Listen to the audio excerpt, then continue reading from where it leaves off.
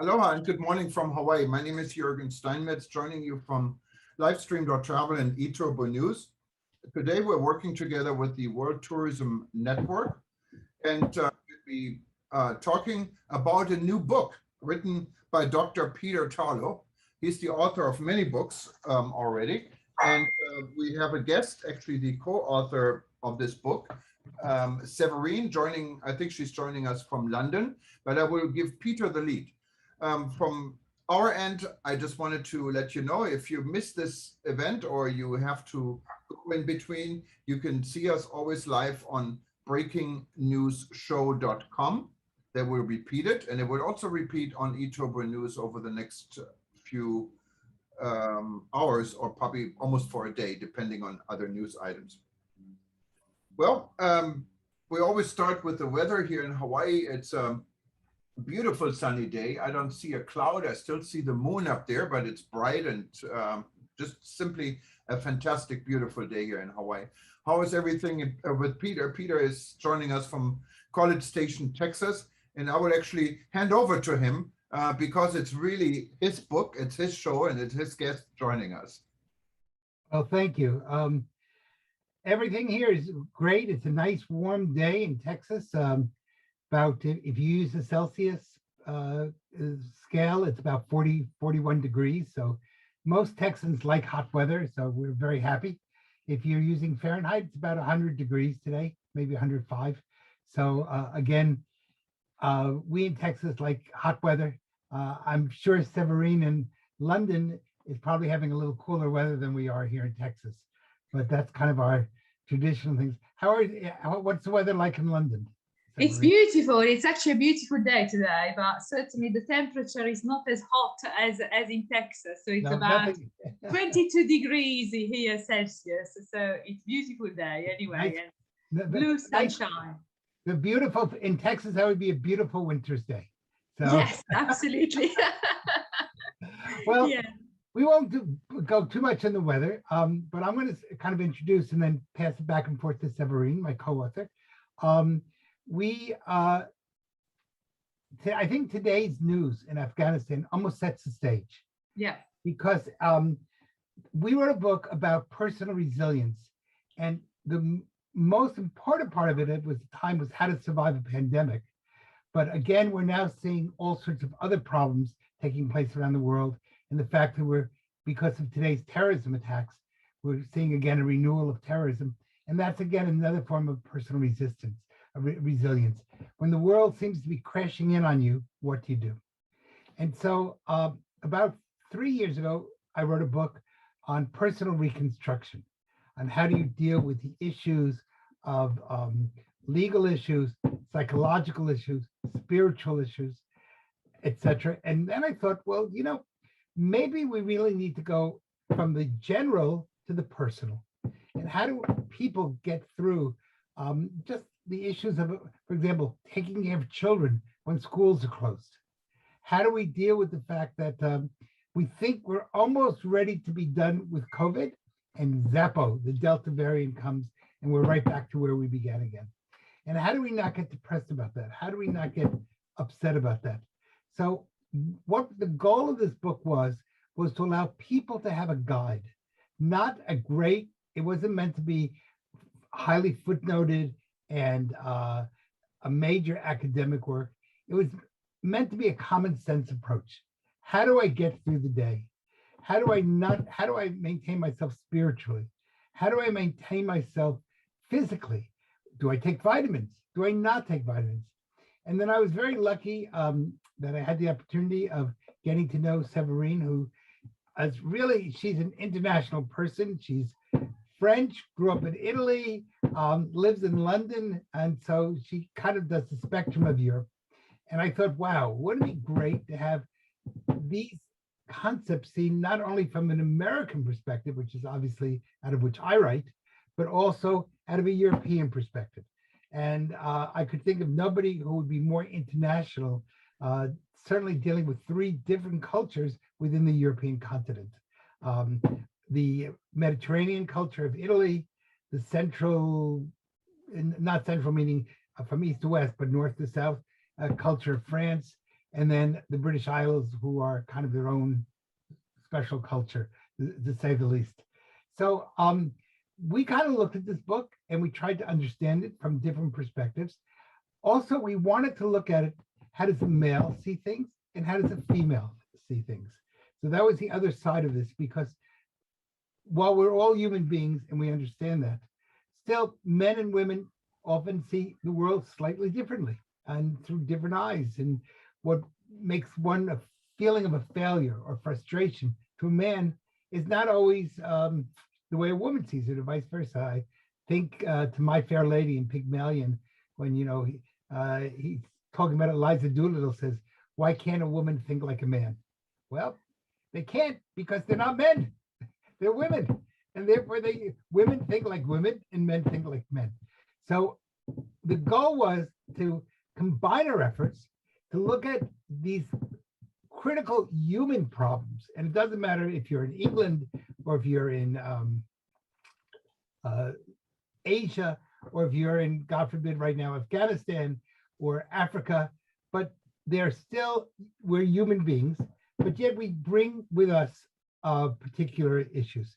Now, I would say there probably is one bias, and that is that Severine and I both come from highly developed, economically developed countries. And so therefore, we're not looking at this from the perspective of underdeveloped countries, which have some other problems, but of course, we all share our own common humanity. So I'm going to pass over, and then we're going to go back and forth to Severine, and this will be the second time we've done this. The last time was to a women's conference, and that was really interesting. I think I was the only man at the conference. So I kind of represented 50% of the world's population. But Severine, it's really been a delight to work with you and to have you join me as a partner in this. No, thank you, Peter, and thank you, Jürgen, and thank you very much for inviting me on the live streaming of WTN on breaking news. So, yeah, well, interesting what you say in your introduction. Well, what I would say is that it would be as well worth of note, I think, mentioning how we started actually to develop this book, right? Because you mentioned before your previous book, it was Personal Reconstruction, that was dealing really with personal crisis, right? Which many people go through, and most people, if not everyone, we all go through at some point in our lives, which can be for any reason. It can be for a health reason, it can be for a financial reason, it can be an emotional reason, it can be a breakup, it can be anything that happens to anyone. And you mentioned developed and underdeveloped countries. Yes, to an extent, there are differences.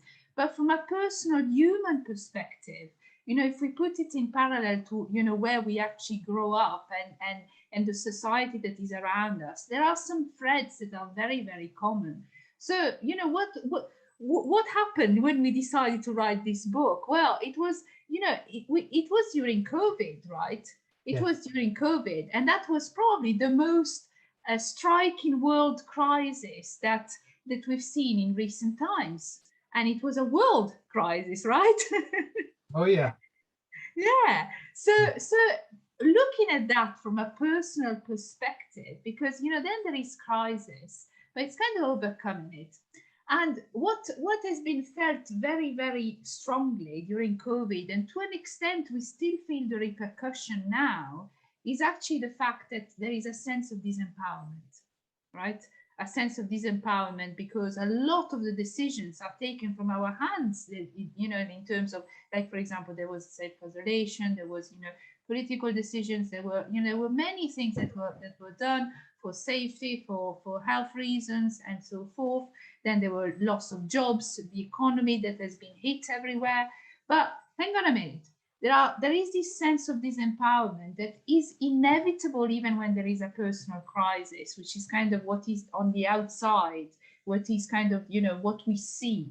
But personal resilience is really turning that round.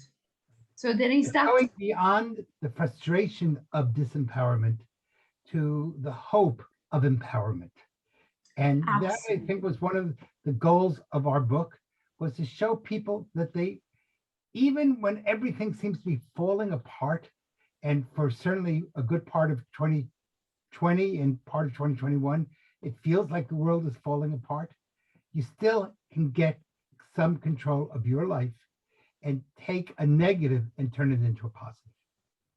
Absolutely, absolutely. And as well, remembering what are the important things in life, okay? Because that's, and certain elements, we can actually somehow control them. You know, like we can control somehow our health. We can control somehow even our social life. We can somehow control as well our finances.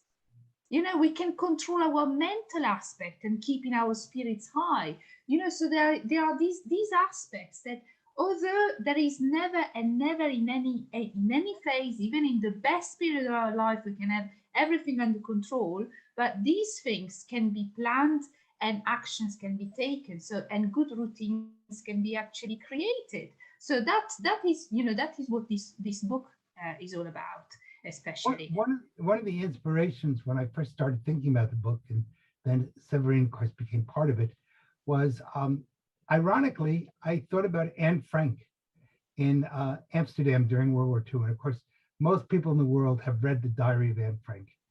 And why I thought about that was talk about utter despair.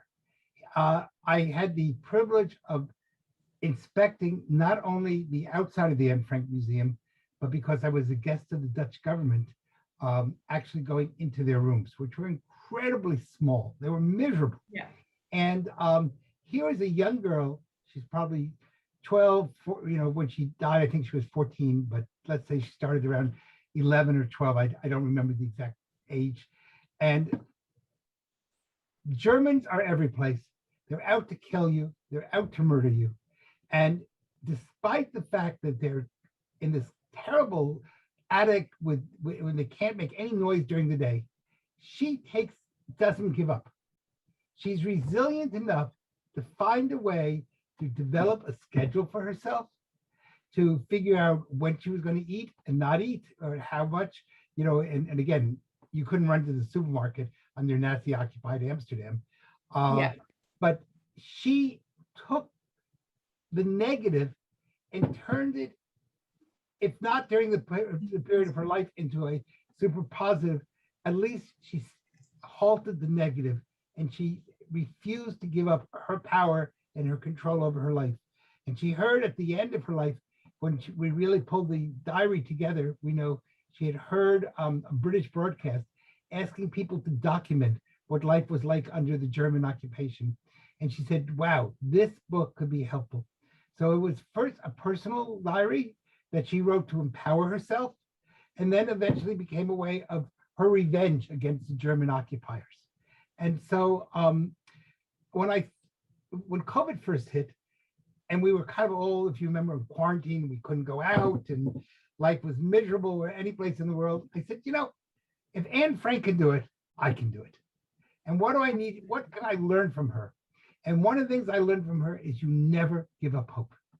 You always, and so I think that Severine will agree with me. One of the concepts, one of the main themes of the book, though we give a lot of personal details on what to do and how to survive not killing your kids, et cetera, but one of the things was, don't ever lose control. Don't ever give up hope, and turn anything that is negative, learn to see it from a positive perspective. And that's one of the reasons we created some exercises. We created ideas for people to kind of face those issues. And I know Absolutely. that I think I'm speaking for Severine also when I give those concepts. Yes, absolutely, absolutely. And it's interesting, Peter, you mentioned Anna Frank. And in that, I could mention, you know, you mentioned a lovely young lady, and, you know, it actually brought to my mind as well, Man in Search of Meaning, of Franco, which is another amazing book. Again, you know, another amazing story in which we see as well, because you mentioned about, of course, turning what is negative into a positive, but it's also about taking action, right? Taking positive action. And that's a very personal aspect. And that comes from the strength inside, right? And that strength inside can only come when it's very no nonsense, because keeping control is actually about having a no nonsense approach as well to life, looking after ourselves. That's the best thing, and just like, like our body is incredibly important, if we don't look after ourselves, if we don't have good habits in terms of, like, for example, what is nutrition, what is physical activity. I mean, you, Peter, go for long walks every morning, walks and run, and that's what keeps you healthy. And most people that actually are able to actually then be as well, let's say, good contributor to society. Okay, because then we say, okay, we are not empowered sometimes to make the difference as much as we would like to be. But hang on a minute. If we look after ourselves first, okay, our mental health, okay, keeping our spirits high, surrounding ourselves with the right people, okay, but as well, it's our body, and that actually gives us the strength then actually to make the difference, to actually act, personally for our life, to have results in our life, but also then to actually make the difference and speak up and act and make the difference and do activity, social activity, even voluntary activity, or like in terms of businesses, like driving a business so that actually it can employ people, or like or taking just going to work to actually feed the family, so all of these activities that sometimes we need to be invented, sometimes everyone needs to be invented. And actually, when we look at it, at crisis from that perspective as well, it is a moment of reflection, but it allows us as well to do things differently. And differently, because we are creature of habits as humans, is never something that we actually really love to do, but actually the source of innovation, is the source of progress. So it can actually, it brings good. So going back again to the topics that we looked at throughout the book, there is a physical aspect, but there is the mental aspect. And the mental aspect, which is about keeping the spirit high, what I absolutely loved in working with you, Peter, was that we have been able to actually bring into that aspect what is the spiritual aspect. There is, I'm following the chat a little bit, and I was looking at Dr. Birgit Trauer that actually put about mind, body, spirit, right? And often the spiritual aspect is associated to religion, and it can be associated to religion. It can be associated to mindset. Some people are associated to mindset. The important things is remembering actually that there is, that we are life, really. So yes, and I think that was one of the things that we really stressed, was the whole concept of spirituality. Again, that's not trying to say you have to be Jewish or Catholic or Protestant or Hindu or Muslim. That we were not speaking from the technical religious aspect, but understanding that you're part of the total world, that you're not just, the world doesn't revolve around you, and learning to appreciate each day of life. You can either choose to see life as a negative, or you can choose to see life as a positive. And we know that people who tend to be positive about life have lower blood pressure, they are healthier, they live longer, and they make other people live longer.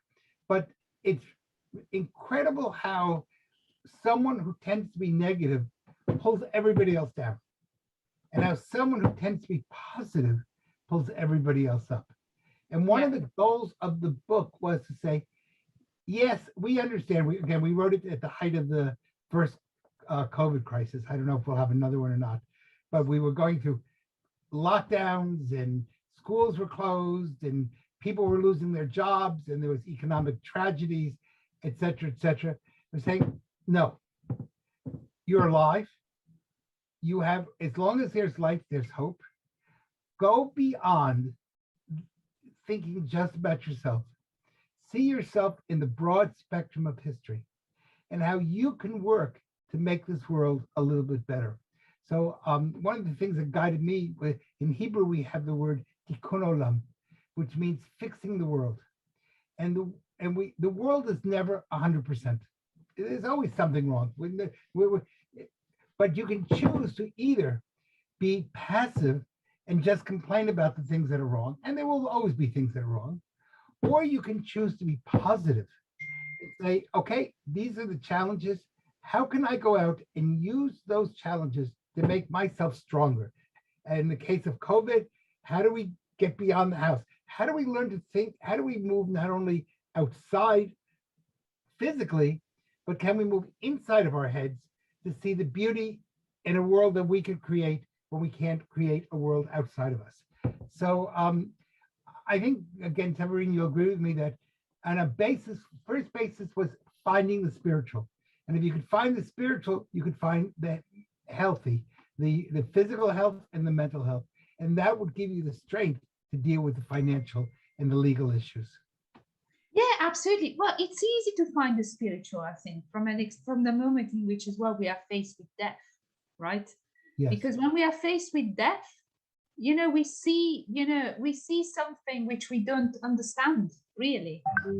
So from that perspective, if we want to overcome it as well, we need to kind of believe, have hope, right? Because otherwise what's the point of being here, right? What would be the point of being here? What you were saying, just keeping the spirit high. Well, hang on a second. Yes, why am I here? I am here because I am here, and because I'm here as well to help, and I'm here to actually be and enjoy, even like in the struggles, but there is always something, there is always a positive aspect that we can find about things, and there is always something that even waking up in the morning and, in a moment of pandemics, even people that have been strongly isolated, but still, if we think as well, for example, what has been really, I think, something amazing that has happened actually during the pandemic is the explosion of social media, of the internet, of initiatives, that brought people from all over the world really together, thanks to technology. Yes, and thanks to technology, just think right now, I'm sitting in College Station, Texas. Jürgen is sitting in Hawaii, which is 5 hours time zones away from me in one level. Yeah. You're sitting in London, which is 6 hours the other side of the world. Absolutely. And it's really 11 time zones between London and Honolulu, Hawaii. And yet we're all here talking to each other. And I've never met you physically. You've never been. And we wrote this book still together. Yes. And we're friends. And absolutely know each other.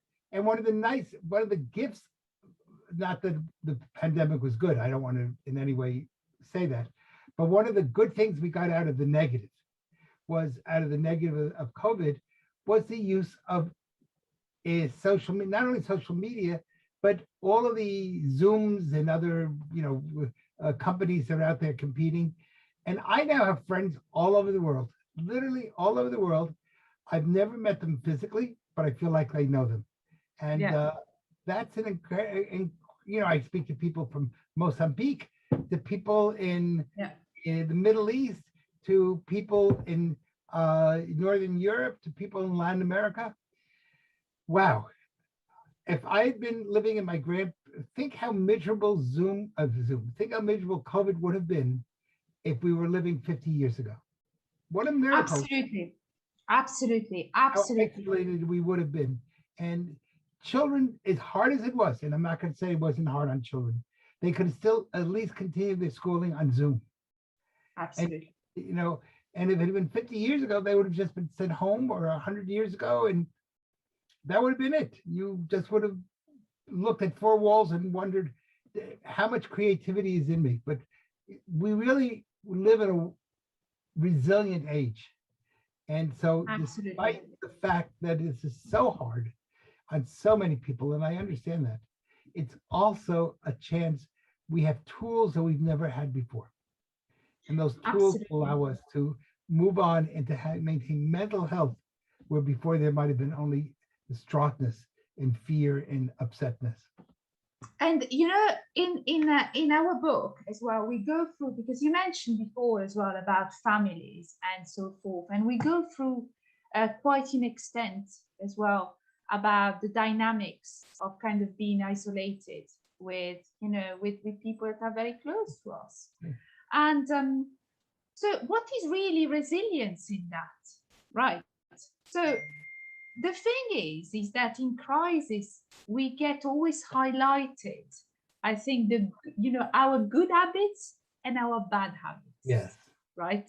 So that's what happens. So if already we are in a setting in which, in which there are problems, like even like in the family, or habits that are not, let's say, conducive to like getting on, or, with not much awareness of or care towards each other, these things are highlighted. It becomes, they become more, more evident just because you are there. And so, from that perspective, this book is as well also about highlighting those, highlighting as well good habits, in terms of, because when you actually are able to create them, in a situation like that, you're able to overcome. That's what the action aspect comes in, because that's the transformation. Because often you need to be put into a moment of crisis in order to really see what's wrong. Okay, because otherwise you don't spot it. Otherwise you're used to be in a certain way, and unless you've got something that happens to you, like for example, we see that with health as well, with people like people in the corporate world, that even that goes and they carry on and work, high level of stress up until heart attack or anything like that. We see that in many things, from health perspective, from social perspective, and so on. So it's really important, so this book really is about, as I was saying, we put together what was like very, very basic, no nonsense sort of advice of actually, getting back to actually what is really truly important. And socially, and really, life is basically happiest when you're down to basics. Absolutely. And so the goal was not to create hundreds of quotes and 10,000 footnotes that would all in the end say the same thing. How could you make this in an easy size book that somebody could stick in a purse, stick in wherever, they just carry it in their briefcase or whatever. They could consult it quickly. And that was one of the reasons also, and if people are interested in finding the book, you can find it on Amazon, and which is probably the easiest way to find it. And there's also a electronic copy. And so the electronic copy means that you can just download it, put it on your, I actually put mine on my iPhone. You don't even have to go to your iPad or your computer, and you can just kind of, it's good reading if you're on the subway, on a bus, you're just sitting in the park. So it wasn't meant that, where was it? Let me go back. I missed part of the theme. You could open this book any place you want and still find some sort of value, because the theme of the book is consistent. And that is finding hope and positivity, even in the midst of crisis. Absolutely. And if you can do, and so the goal was to make it easy for people, not hard, but easy. Yeah, absolutely. And you mentioned there is the financial aspect, which is really important, which is, again, it's about savings. And before, when we spoke last time about the book, and it was at a women's conference, we went through as well the difference between women and men. But really, yes, there are differences, and there are differences all the time between everything. There are differences between cultures, between where people are brought up, not just between sexes. But at the same time, is what is good to look at as well is that from differences there is cooperation, there is growth that comes.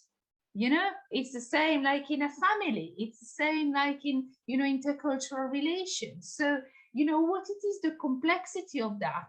Yes, maybe women address things in a different way. You know, women sometimes can be more emotional, you know, somehow, you know. Yes, every man will agree with you on that one.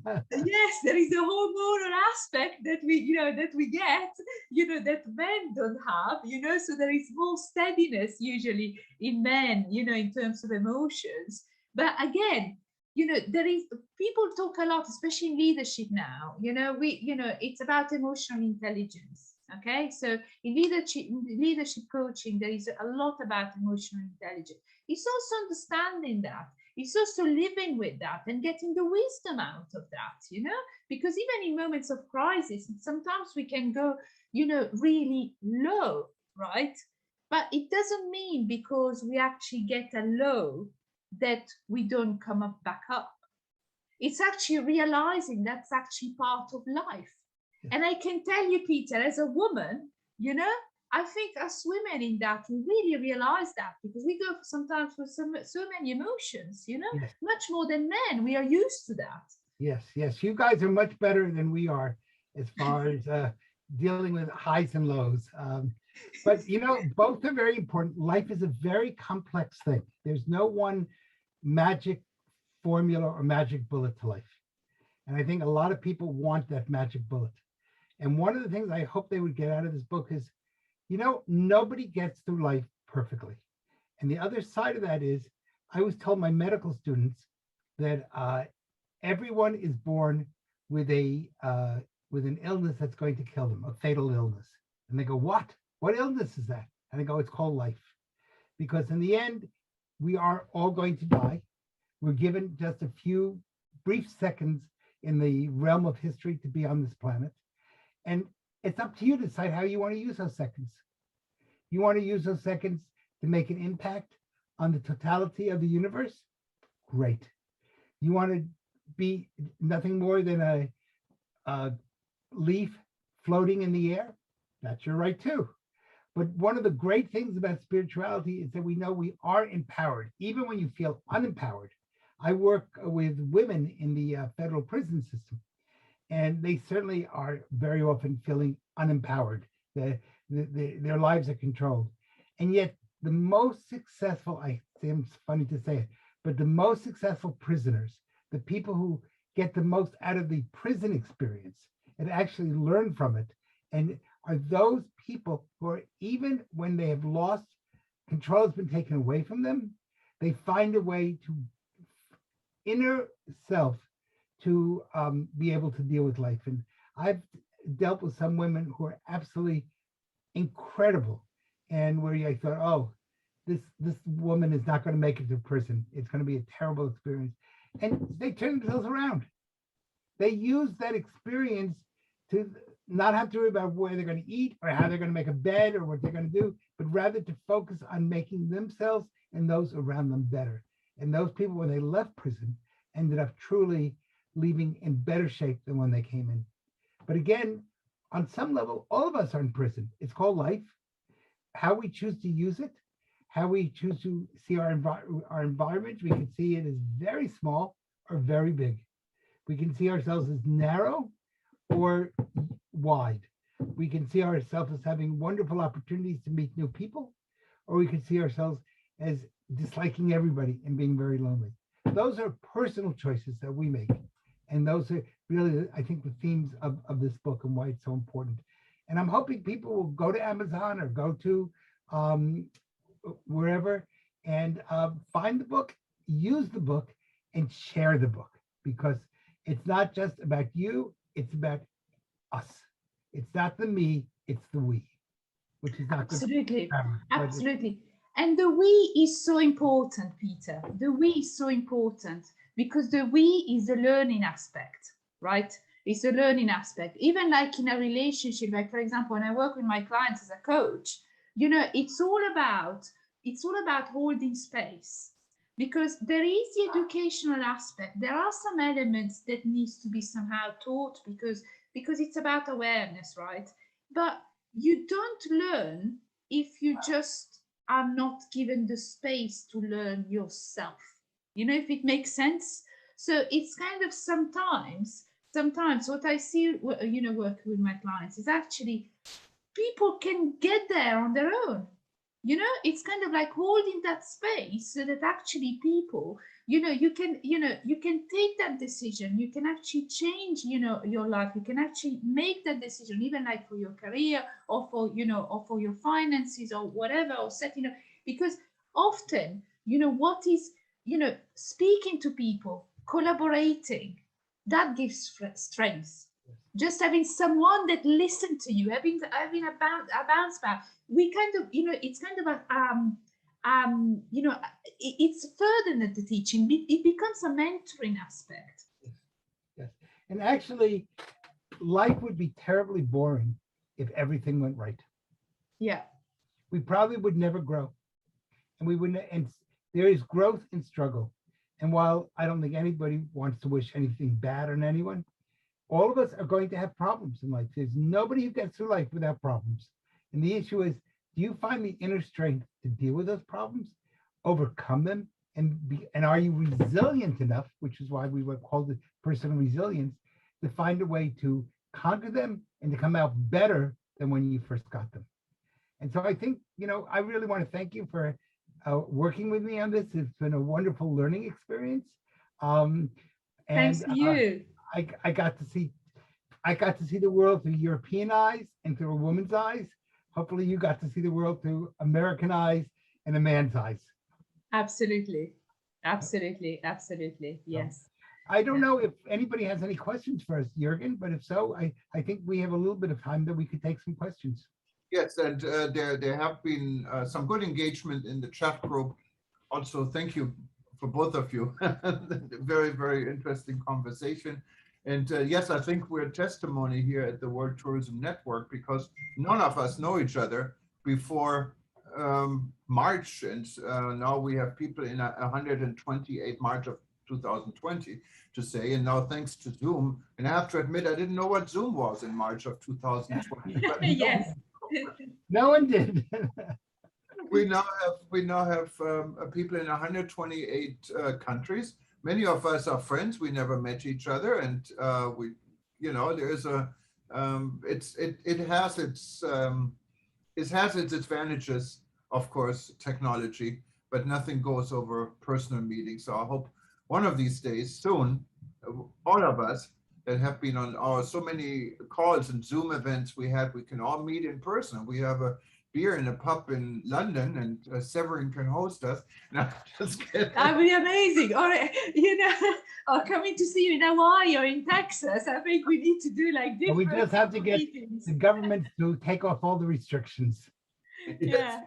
that's what I mean. But I know we had some people with comments and questions. You can just simply raise your hand, and I think maybe we can start with a frequent guest on our show, Birgit Tower. I think she's joining us from Australia, I believe. And let me just see if I think, yes, she's... Hello. Oh, there she is. Okay. I see. Hi there. Can you see me? Can you hear me? I don't know. We can hear you, but we can't see you yet. I cannot see you. Do you have your camera on? Birgit? Oh, there she goes. Okay.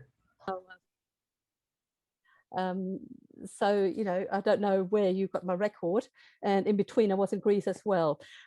So I'm obviously very interested in what you're talking about here, Severin, and I totally am online with the need for publication, and Peter, your books as well.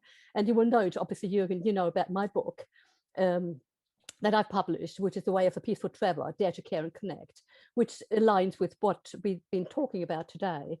And I think there's a lot of need for all of us or everyone to actually, engage in the discussion on what we've just talked about.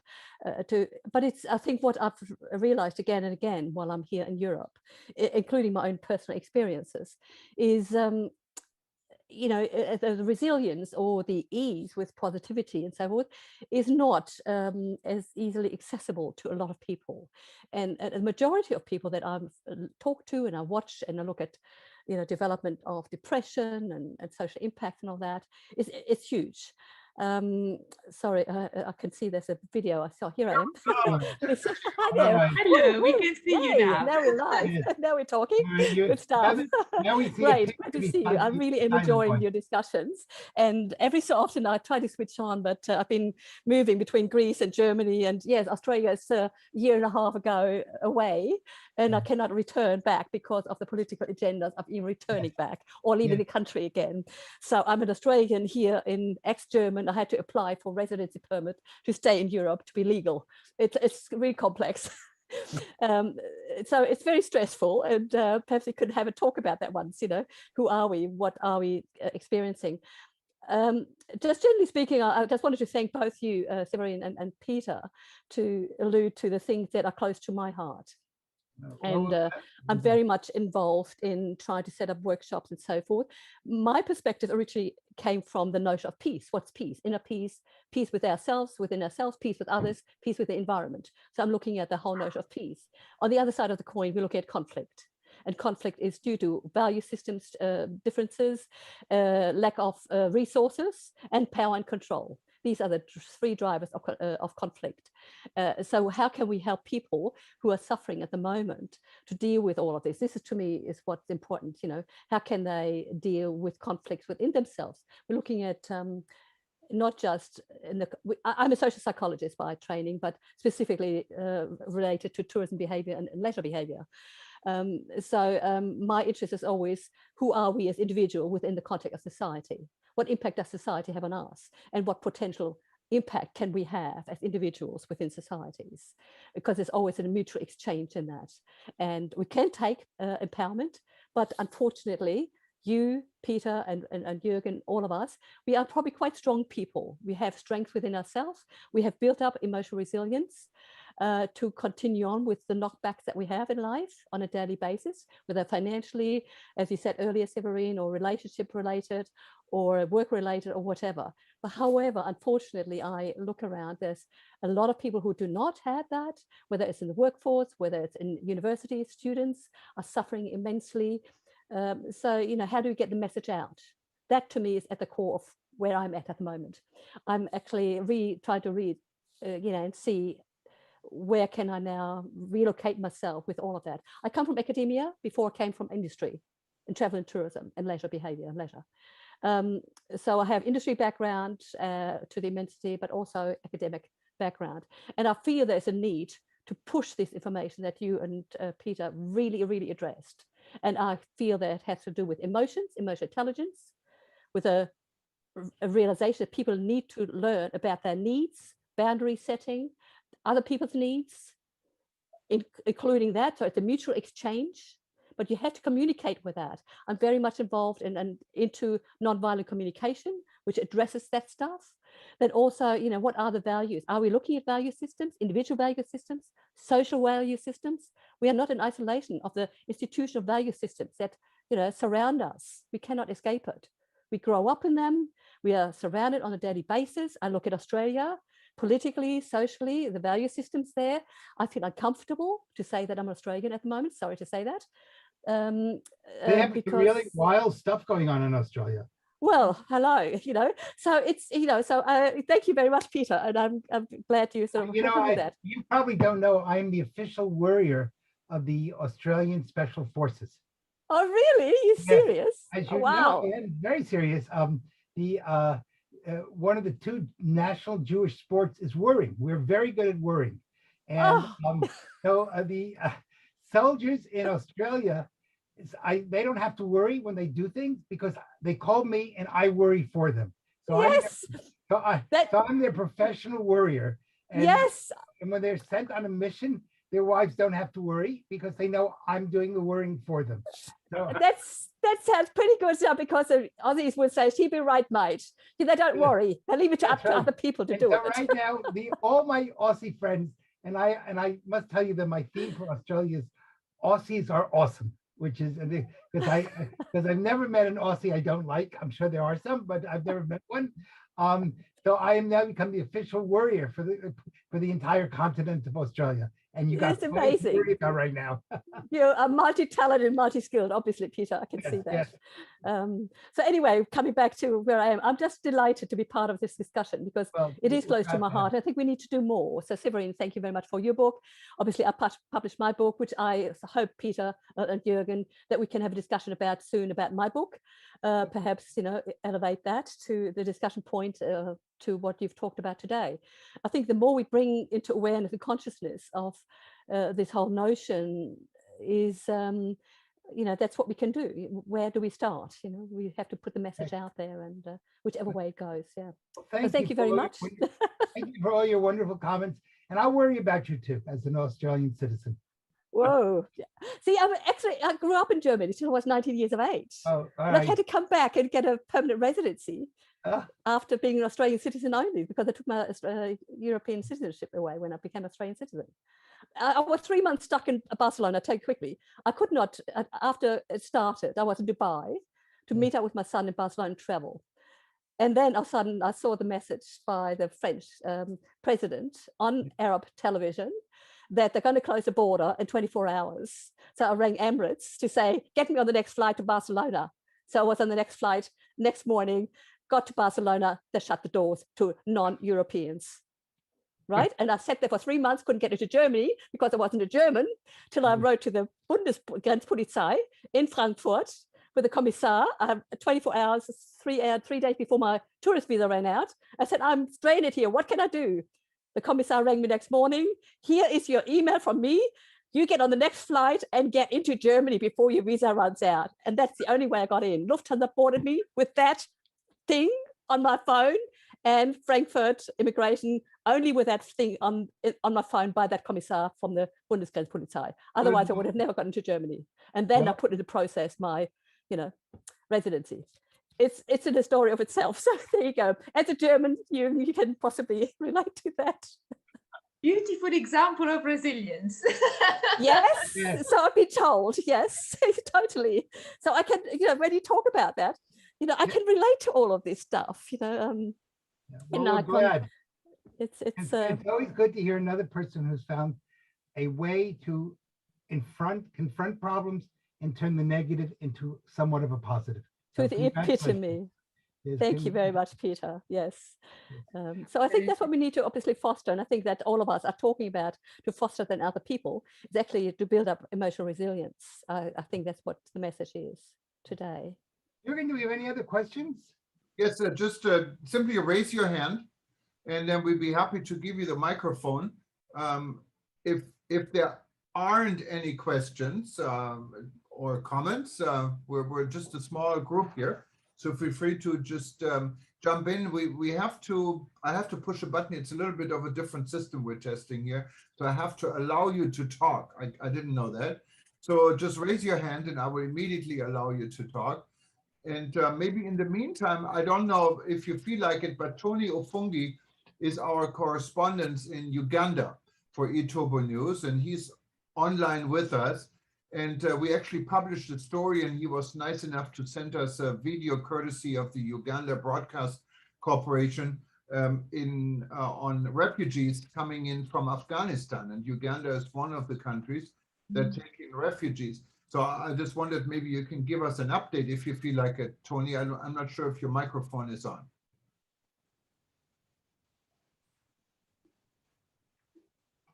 Hello. Hi, Tony. Hello. Hi. Hi. Yeah. No, Hi. Thank you so much for being for calling in. And I'm just sorry to put you on, but there's a lot of news, of course, coming with terror attacks in Afghanistan and so forth. And Uganda has been one of the countries that actually opened up and allowed refugees coming in.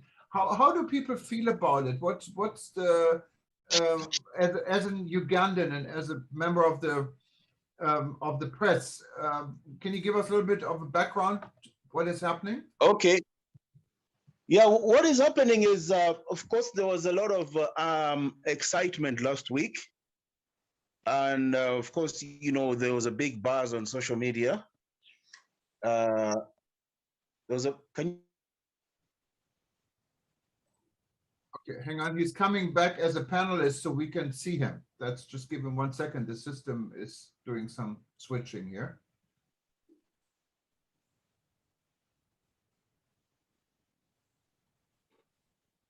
Tony, now you can turn your camera on. We will see you now. I hope I can, but it's quite dark here. It's fine because No problem. Your voice. Okay. I'm in what do you call it? Mood light mode. Okay, no problem. No problem. So you see, there was excitement last week when social media was hitting the rounds, and everybody was thinking, okay, I'm going to marry an Afghan girl or something. It was just jokes about it, and they were taking it in as the usual social media buzz and making jokes about it. But it brought the human sense, that the impression that an Afghan, people think, okay, when you think of Afghans, they are terrorists, and it brought a good side about them being individuals. So it was all over social media. Obviously, we have some political, should I say, analysts. Everybody had their views, because some were wondering whether or not it's going to be a problem for the country, because as you know, there was a worry that maybe some bad elements may slip in.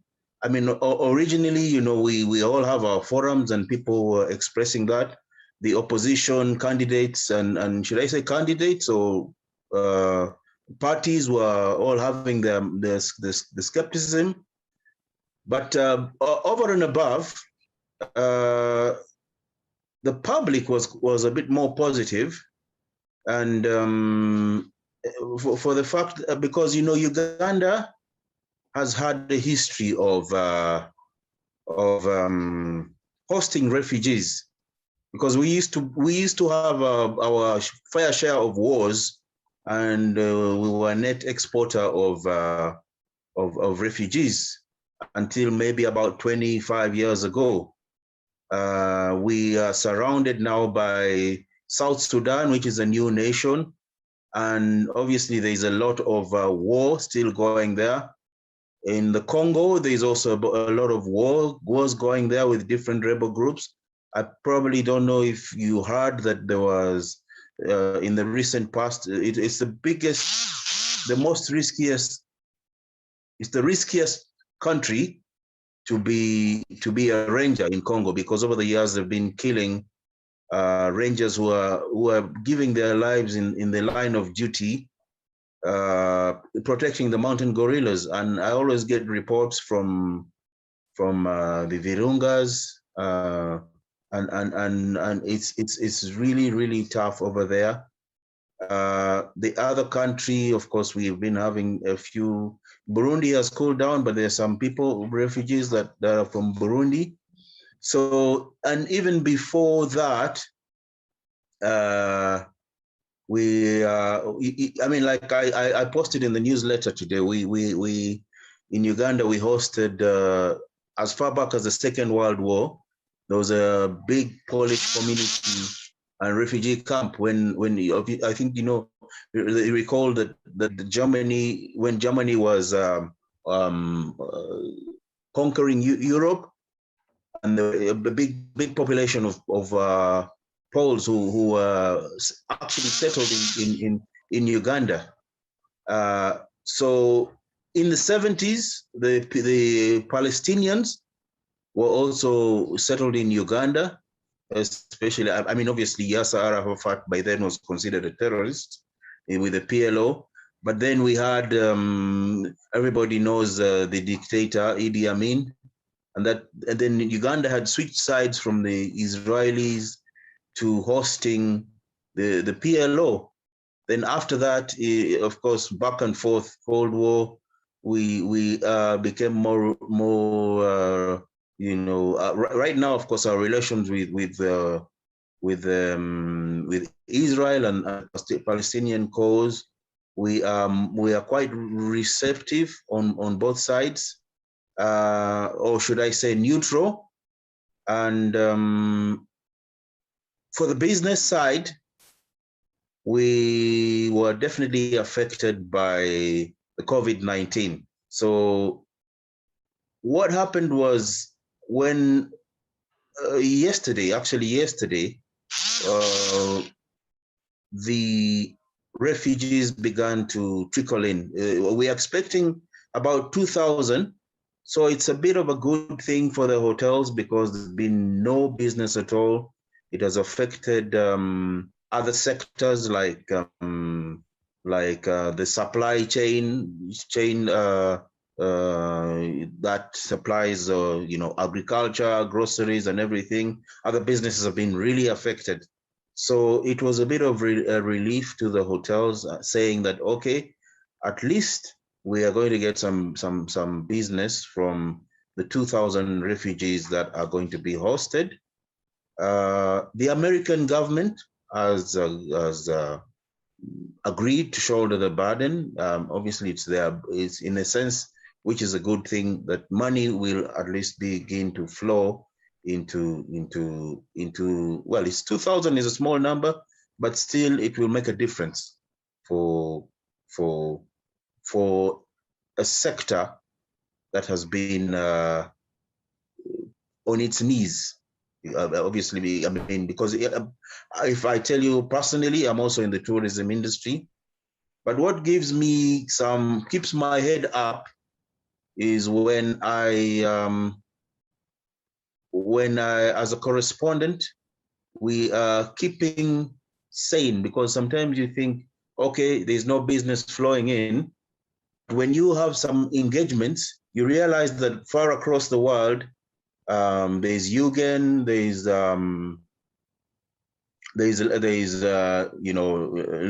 and the team from ETN that you are engaging in, and then also the ATB, WTN, and all our forums. And once you are engaged with a community like that, you know that at least it keeps you sane. Because on a personal level, I would tell you, sometimes I dream that I'm on a safari, but only to wake up in bed. Sometimes, of course, we've lost a few friends, and it's very sad that I mean, personally, you go to bed and then you actually having those kind of nightmares, and then because I mean, we're losing people. We had our bout of the second wave, although our numbers are not as bad as many other countries. But you see, we are all part of the global community.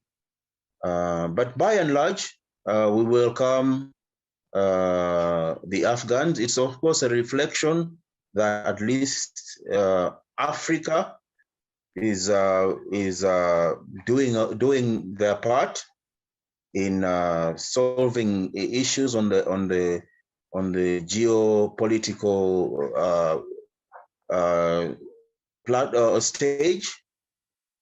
I'm not sure whether you heard what happened in Tanzania yesterday. There was a bit of an attack at the embassy, at the French embassy. Some terrorists were actually put out of action, but I don't know if it's been on the news.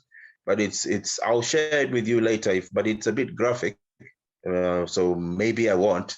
But by and large, that's what's going on in this part of Africa. No, thank you very much. Tourism is slowly beginning to pick up, but as you know, once we try and pick up, another wave comes in, and then maybe there's what do you call it, requirements for COVID tests on arrival, which is a bit of a bother for our travelers, and then we have to start again. But we hope for the best. Thank you. Thank you very much, Tony, for your update. The good words to kind of sum up the whole thing about resilience. Yeah. Hello? No, thank you very much, Tony. I appreciate it. Yes, we did actually, Apollinari, our correspondent in Tanzania, did send a story yesterday about the terrible attack on the French embassy, and any update, of course, we appreciate it. It's a crazy world this morning with attacks in Kabul. We don't know what's going on. It looks like the only silver lining here, hotels must be full. Even though they are Afghani refugees, but it's paid for stays, and that is probably a welcoming business opportunity in Uganda. And thank you Absolutely. for always being there, Tony, and giving us updates. I've been to Uganda, I remember, with Louis Damour from the Peace to Tourism Institute many years ago, and we went actually to what is now South Sudan, at the border region between Uganda and South Sudan, where we met with rebel leaders in the middle of pineapple fields. I never forget this. I was on the back of a pickup truck, and we had 4 or 5 guys with machine guns, and there's Louis Damour and me on back of the truck going into the middle of where I was texting license plates to my office in Hawaii.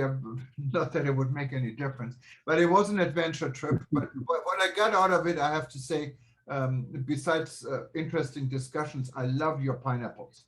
And I live in Hawaii, and we have good pineapples, but I've tasted nothing close to what you have in Uganda. Well, I think we're to an end of this event. Peter, what is important, and Severin, of course, if we wanted to buy your book, where can we do this? Well, you can certainly buy it on Amazon, and that's probably the easiest. And on Amazon, not only can you buy it hard copy, but you can also download it onto your computer on the electronic copy, so the Kindle copy. So I would go there. If you can't find it for some reason, if you contact either Severin or me, or you can find it on through eTurboNews or World Tourism Network, then I will find another place that you will be able to buy the book. But in both cases, I think that this is really, hold it a little bit further back, Severin, there it is. Personal resilience, and you can see it's one flower going through the middle of some terrible of a desert. And that's really what we're in. That's a good way to summarize it, because all of us on some level live on a desert, and we're looking for wholeness. And I know you were talking about peace, and interesting enough, the Hebrew word for peace is to make things come full circle and to find wholeness and completeness in life. So if we are able to do that, I think, we will create resilience. And I want to thank my co-author, Severin, for all her efforts and work, and we become good friends. And the book is a wonderful book, but having friendships is even more important. Absolutely, absolutely. And thank you, Peter, because it's been really a pleasure writing this book with you. But as well, I would say, special thank you as well to Jürgen, of course, but as well to Dr. Trower and to Tony, and the stories that actually you shared, because I think that's what is personal resilience. Again, we were mentioning before the social aspect, but I think it's very difficult to overcome this, to overcome things on our own. All right. So even when we are, in a moment of struggle, if we don't have someone that kind of either hold our hands or give an ear to listen to what we have to say, I think it can be really hard and lonely. So it's beautiful. So thank you. I mean, I really thank you, because I think that beautiful stories, and beautiful stories of the resilience, but as well beautiful stories of action that we see, that things can be changed. There is a lot to do in the world. And again, even from that perspective, you mentioned, Dr. Trower, actually about conflict, right? And about conflict, there is one thing that, if there is something that is wrong, it's kind of as well taking action towards that. When we see something that is wrong, and that's about resilience, because it's also about as well, carry on in what we believe is right. So yeah, so thank you very much. No, and yeah, and thanks everybody. Just also, Peter, we forgot to mention on our original website, we don't mention very often your original website about your safety and security business, what is safertourism.com. We actually have a very prominent link right from every page on the bottom to your bookstore. And there are many books. It's not only this books, you wrote a lot of books. So if you go to safertourism.com, not only can you hire Peter to look into your safety security aspects of your destination or your hotel or whatever business you're in, you can actually get his books right on the top. So safertourism.com is another way to see this. But Peter, if there's nothing else, Peter, Severin, and Birgit, and Tony, and everyone else, last chance to raise your hand. If not, we're going to come to a close. And everyone who's listening and watching us live on eTurboNews now, we will repeat this starting in about 2-3 hours. And you can always find us on our YouTube channels. You find us on livestream.travel. And if you wanted to sign up for our next session on Sunday, what will be aimed towards listeners in Asia, or for next week, and we're going to introduce a new tourism hero next week, simply go to worldtourismevents.com and you can sign up for this and any other event that might be upcoming. Well, I think it's a good way to end by just saying, considering what's going on in Kabul today, to wish everyone peace. Absolutely. That's probably a good ending. Is that let's hope that tomorrow is a more peaceful day than today. All right. Good night. And we say aloha, what also has a meaning of peace. It does. In love. Aloha and peace to everyone. and actually, in the Jewish world in Hawaii, they say shaloha, which is shalom and aloha, peace and love. So, shaloha, shaloha to everyone. Bye-bye.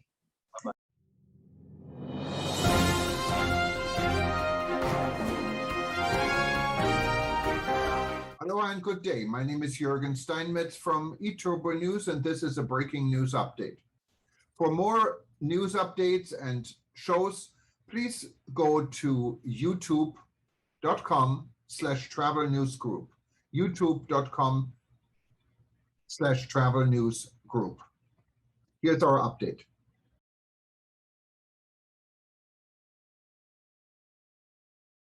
Afghanistan evacuees received in Uganda. Why hotels are happy.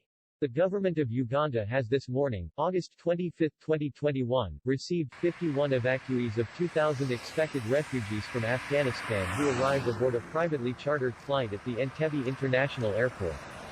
Hotels in Entebbe are anticipating a windfall from bookings since occupancy levels dipped following the COVID-19 pandemic in 2020. Evacuees underwent the necessary security screening as well as the mandatory COVID-19 testing and the required quarantine procedures. Ugandan evacuees scheduled to travel on the flight were unable to make it due to challenges accessing the airport in Kabul. This follows a request from the U.S. government and acceptance by the government of Uganda to temporarily place Afghan nationals who are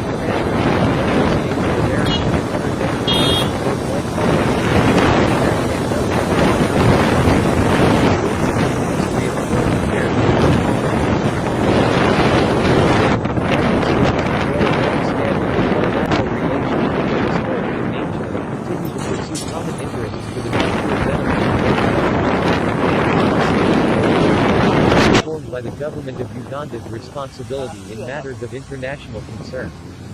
Complementing the gesture of the Uganda government, the U.S. Embassy in Uganda tweeted, "The Ugandan people have a long tradition of welcoming refugees and other communities in need." As the largest bilateral supporter of refugees in Uganda and their Ugandan host communities, the United States expresses its appreciation to the Ugandan people. The government of Uganda has once again demonstrated a willingness to play its part in matters of international concern. We commend its efforts and those of the local and international organizations in Uganda. The evacuees, who include men, women, and children, underwent the necessary security screening as well as the mandatory COVID-19 testing and the required quarantine procedures. Ugandan evacuees who were scheduled to travel on the flight were unable to make it due to challenges of accessing the airport in Kabul.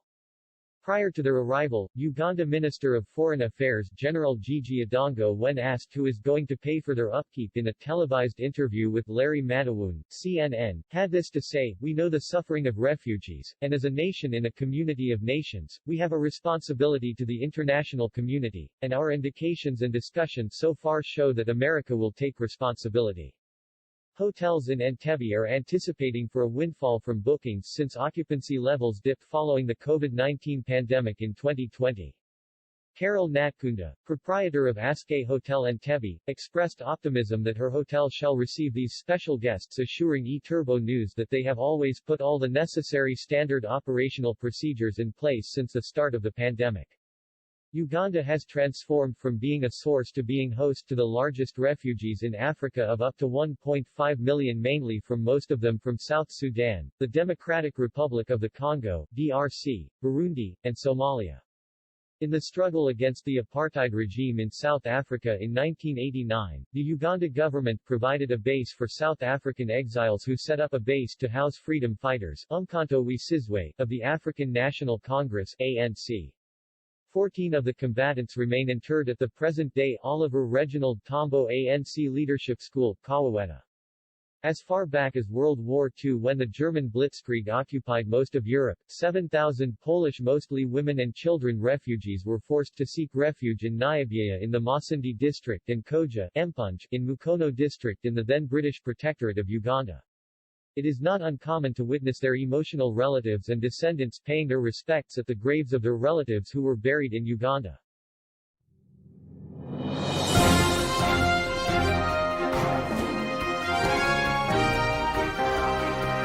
Thank you for listening to our news update. There's more on youtube.com/travel news group, or you can read us, of course, in going to our news portal at eTurboNews.com or travelnews.online.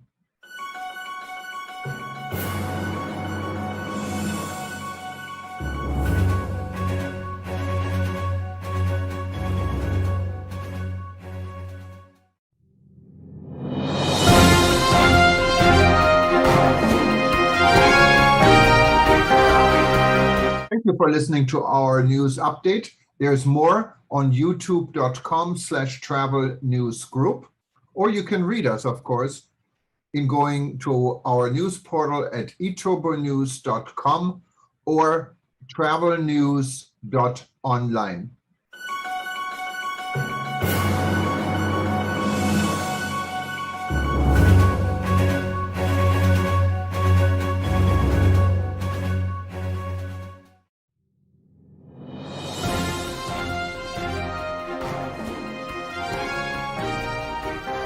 Hello and good day. My name is Jürgen Steinmetz from eTurboNews, and this is a breaking news update. For more news updates and shows, please go to youtube.com/travel news group. youtube.com/travel news group. Here's our update. IATA backs European Digital COVID Certificate as global standard. The DCC was delivered in record time to help facilitate the reopening of EU states to travel. In the absence of a single global standard for digital vaccine certificates, it should serve as a blueprint for other nations looking to implement digital vaccination certificates to help facilitate travel and its associated economic benefits. EU Digital COVID Certificate has the flexibility to be used in both paper and digital format. EU Digital COVID Certificate QR code can be included in both digital and paper format. EU Digital COVID Certificate is implemented in the 27 EU member states. The International Air Transport Association (IATA) commended the European Commission for its leadership and speed in delivering the EU Digital COVID Certificate (DCC), and urged states to make it their global standard for digital vaccine certificates. Conrad Clifford, IATA's Deputy Director General. The DCC was delivered in record time to help facilitate the reopening of EU states to travel. In the absence of a single global standard for digital vaccine certificates, it should serve as a blueprint for other nations looking to implement digital vaccination certificates to help facilitate travel and its associated economic benefits, said Conrad Clifford, IATA's Deputy Director General. The EU DCC meets several key criteria which have been identified as important if a digital vaccination certificate is to be effective. Format: the DCC has the flexibility to be used in both paper and digital format. QR code: the DCC QR code can be included in both digital and paper format. It contains essential information as well as a digital signature to make sure the certificate is authentic. Verification and authentication: the European Commission has built a gateway through which the encrypted data used to sign DCCs and required to authenticate certificate signatures can be distributed across the EU. The gateway can be also used to distribute encrypted data of non-EU certificate issuers other issuers. The EU has also developed a specification for machine-readable validation rules for cross-country travel. The EU DCC is implemented in the 27 EU member states and a number of reciprocal agreements have been agreed with other states' own vaccination certificates, including Switzerland, Turkey, and Ukraine. In the absence of a single global standard for digital vaccination certificates, up to 60 other countries are looking to use the DCC specification for their own certification. The DCC is an excellent model as it is consistent with the latest World Health Organization guidance and is fully supported by IATA Travel Pass. Another benefit of the DCC is that it enables holders to access non-aviation sites in Europe that require proof of vaccination, such as museums, sporting events and concerts. IATA wishes to offer its collaboration to EU Commission and any other interested state to further integrate the DCC into airline processes for a secure and seamless passenger experience, such as support for selective disclosure of personal data.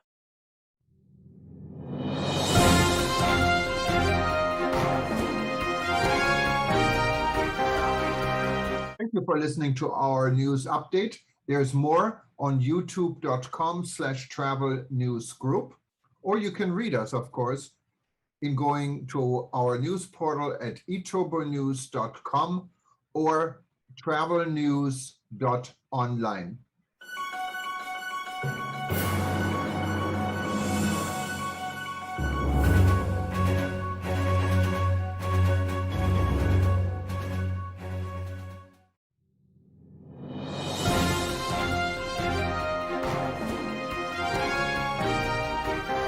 Hello and good day. My name is Jürgen Steinmetz from eTurboNews, and this is a breaking news update.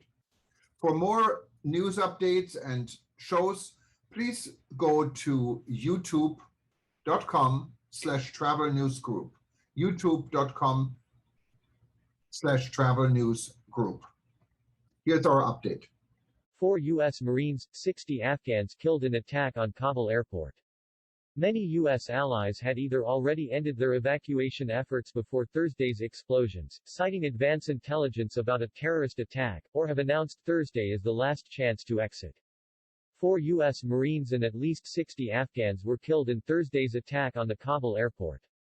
According to the latest reports, the U.S. envoy in Kabul told embassy staff there that 4 U.S. Marines were killed and 3 were wounded in the airport attack. At the same time, a senior Afghan health official said that the death toll among local civilians was at least at 60, with many more fighting for their lives. U.S. Department of Defense has officially confirmed that several U.S. troops were among those killed in Thursday's attack on the Kabul airport in a statement released by Press Secretary John Kirby. The agency has not specified the number of deaths, adding that several more Americans have been injured. The casualties resulted from a complex attack that also killed a number of Afghan civilians, according to the Pentagon. The explosions believed to have resulted from one suicide bombing at the Abbey Gate and one vehicle bomb near the Baron Hotel left a total of 13 people dead, a Taliban spokesperson has confirmed. Many U.S. allies had either already ended their evacuation efforts before Thursday's explosions, citing advance intelligence about a terrorist attack, or have announced Thursday as the last chance to exit. Denmark and Canada are no longer flying evacuation missions, Poland and the Netherlands have stopped flying since the attack, while Italy stopped Thursday night, and France announced a Friday deadline. The UK and US, however, are continuing their flights as thousands attempt to pile on the rapidly dwindling number of available planes.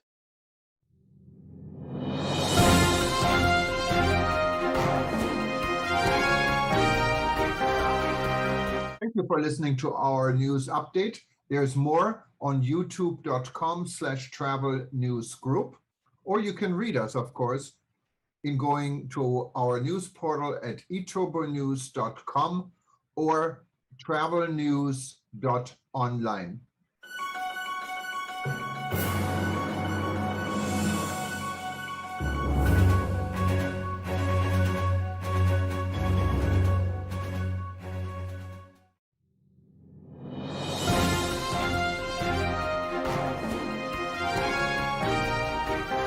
Hello and good day. My name is Jürgen Steinmetz from eTurboNews, and this is a breaking news update. For more news updates and shows, please go to youtube.com/travel news group, youtube.com/travel news group. Here's our update. Air Astana receives its sixth new Airbus A321LR jet. The Airbus A321LR fleet operates across the airline's international network, with destinations including Dubai, Frankfurt, London, from September 2021, Istanbul, Sharm el-Sheikh, Egypt, and Podgorica, Montenegro. Air Astana's entire Airbus A321LR fleet is leased from Air Lease Corporation. The Airbus A321LR is equipped with the latest generation Pratt & Whitney engines. The Airbus A321LR fleet operates across Air Astana's international network. Air Astana's sixth new Airbus A321LR arrived at Nur Sultan International Airport directly from the Airbus plant in Hamburg, Germany today. The entire Airbus A321LR fleet is leased from Air Lease Corporation, with the first aircraft arriving in September 2019 and one more of the type is due for delivery before the end of 2021. The Airbus A321LR is equipped with the latest generation Pratt & Whitney engines, which reduce fuel consumption by 20%, maintenance costs by 5%, carbon emissions by 20% and noise levels by 50% compared with previous generation of aircraft. The cabin is configured with 16 lie-flat seats in business class and 150 seats in economy class, with all seats equipped with individual screens. The Airbus A321LR fleet operates across the airline's international network, with destinations including Dubai, Frankfurt, London, from September 2021, Istanbul, Sharm el-Sheikh, Egypt, and Podgorica, Montenegro.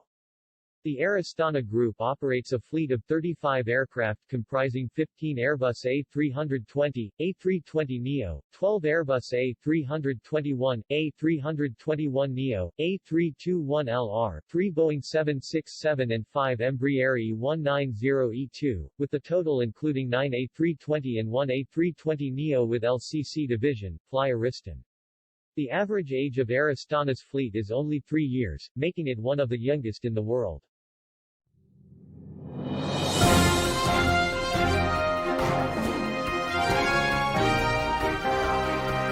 Thank you for listening to our news update. There's more on youtube.com/travel news group, or you can read us, of course, in going to our news portal at eTurboNews.com or travelnews.online.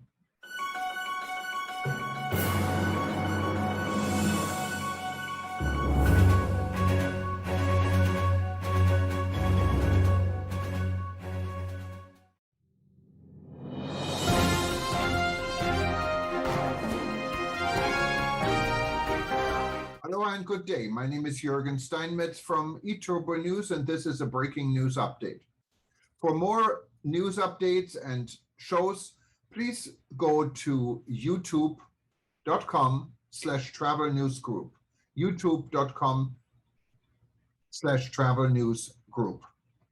Here's our update. Strolling through Seychelles heritage. The Seychelles National Museum of History transports visitors 250 years into the past, giving them a taste of the island's rich Creole heritage.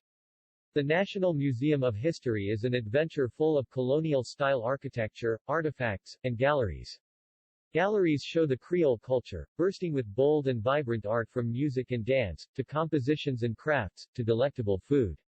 Memories created during the museum exploration can be taken home as souvenirs in the forms of a traditional rag doll, a book of folklore, bags, wooden creations, and more.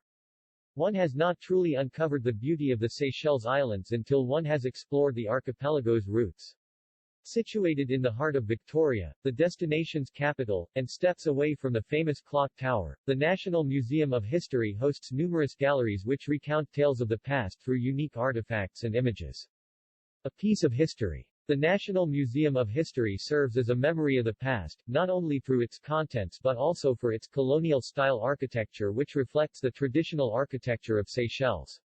Originally built by the New Oriental Bank for their use, the museum opened its doors in 1965 and is now housed in what was formerly the home of the Supreme Court of Seychelles, after having moved from what is currently the office of the Mayor of Victoria in 1990.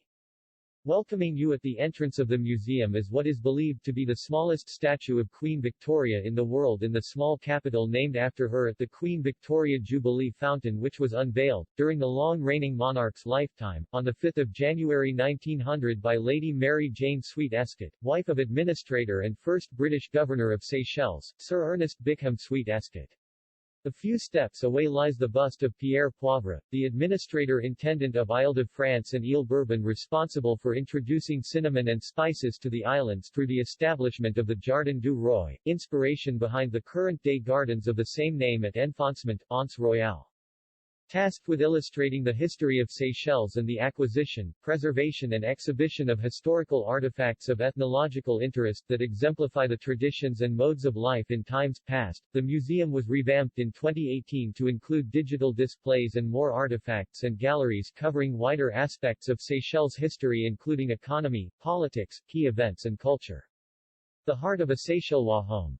Famed for their exquisite cuisine, the Seychellois people had particular tools that aided them in delivering an exotic blend of spices and fresh ingredients. Back in the day, the kitchen was a separate structure from the main house, built particularly to prevent house fires. Typical Creole kitchen appliances such as the mortar and pestle, enamel mugs and plates, cassava grater and the marmite, a cast-iron cooking pot found in every home, can be seen on display. A monumentally significant part of the Creole household, the kitchen displays of the museum holds artifacts that are still used in modern kitchens around Seychelles. Tales of the Sea. A mural of local fishermen and their traditional wooden pirogues, a small fishing boat, transport you to the days where fishermen would venture out in the early mornings for fresh fish. If you're lucky, and early enough, you can catch a sight of this traditional routine as you take a morning stroll along the shores of beaches such as Beau Vallon. On display, you can find a handmade bamboo fish trap known as kazai and even a lancive, a conch shell, which fishermen used to entice the Seychellois out of their homes to the shores or market to buy the fresh catch of the day, a ritual kept alive to this day. Herbal traditions. Nature's medicine forms part of the living heritage of the Seychellois. Being a small island nation, the people made the most of what they could get their hands on, and this included medicine.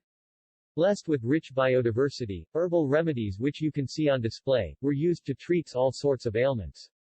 From tisanes for a host of malaises and aches, cooling balms for burns, to tonics orifraisison, prepared from leaves and roots of plants, many of these remedies are still used today and have been scientifically proven to be beneficial to one's health. You can even spot some of these plants as you explore some of the island's many nature trails.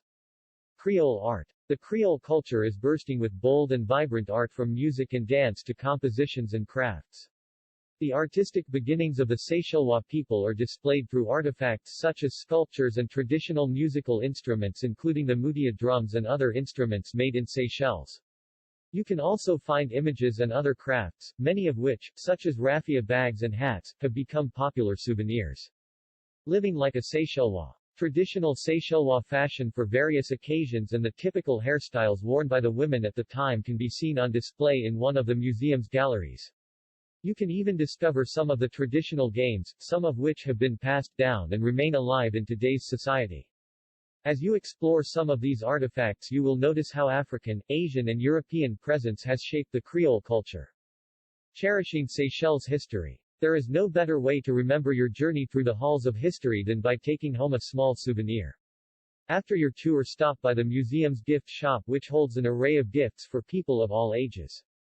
For the young ones, pick a traditional rag doll or a book of folklore for bedtime stories as they drift off into dreamland.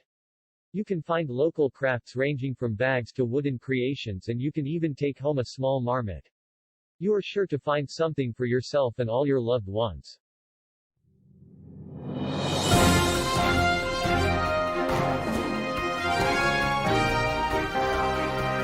Thank you for listening to our news update. There's more on youtube.com/travel news group, or you can read us, of course, in going to our news portal at eTurboNews.com or travelnews.online.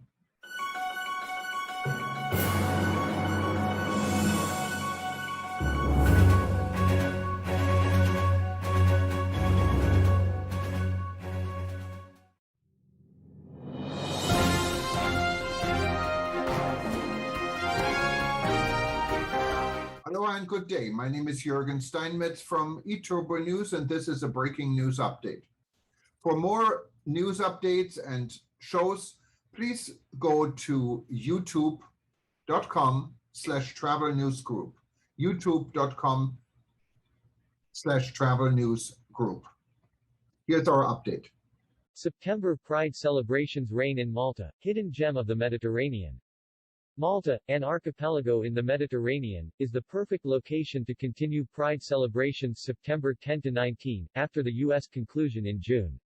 Malta was ranked number 1 by ILGA Europe on the EU Rainbow List for the 6th year in a row and is one of the world's top LGBTQ+ travel destinations. Malta has achieved an overall score of 94% for LGBTQI human rights. Malta is one of the world's top LGBTQ+ travel destinations. Visitors can celebrate Malta Pride Week from September 10 to 19, 2021, which includes a Malta Pride March and concert on September 18, 2021. Malta plans a wide array of events to enjoy during their week-long celebration, ensuring a memorable experience for all LGBTQ+ visitors. Malta Pride Week is a great opportunity for LGBTQ+ travelers to explore the three sister islands, Malta, Gozo, and Camino, while celebrating Pride Week in a travel destination known for its 7,000 years of history, culinary delights including 5 Michelin star restaurants, great beaches and nightlife. Malta plans a wide array of events to enjoy during their week-long celebration, ensuring a memorable experience for all LGBTQ+ visitors. Lusu, a Maltese fishing boat in Marsaxlokk. Malta Pride Week has a week full of events in every category including fashion, art, film and music. Refraction Visual Arts Exhibition September 10, Pop by Lollipop September 11 and 17, Pride Flag Symbolic Demonstration September 12, Pride Beach Day September 12, LGBTQI Art and Fashion Exhibition September 12 to 18, Meetups at Maori September 12, Community Discussion September 14 to 17, Pride Open Mic Night September 15, Mixology Nights September 15, Human Rights Conference September 16, Monthly Catch-Ups at the Malta Chocolate Factory September 16, Film Screening September 16, David Bowie Social Evening September 17, Pride Social Gathering September 17, Hashtag You Are Included Malta Pride Concert September 18, The After Party September 18, Documentary Screening, Pride is Protest September 19. Vaccinated Americans welcome in Malta must use VeriFLY app. Travelers from the U.S. to Malta will have the opportunity to verify their wellness and provide other documentation, as required by the Maltese health authorities, through the VeriFLY app, which helps to streamline the COVID-19 vaccine, documentation validation, and displays results in a clear, reader-friendly manner.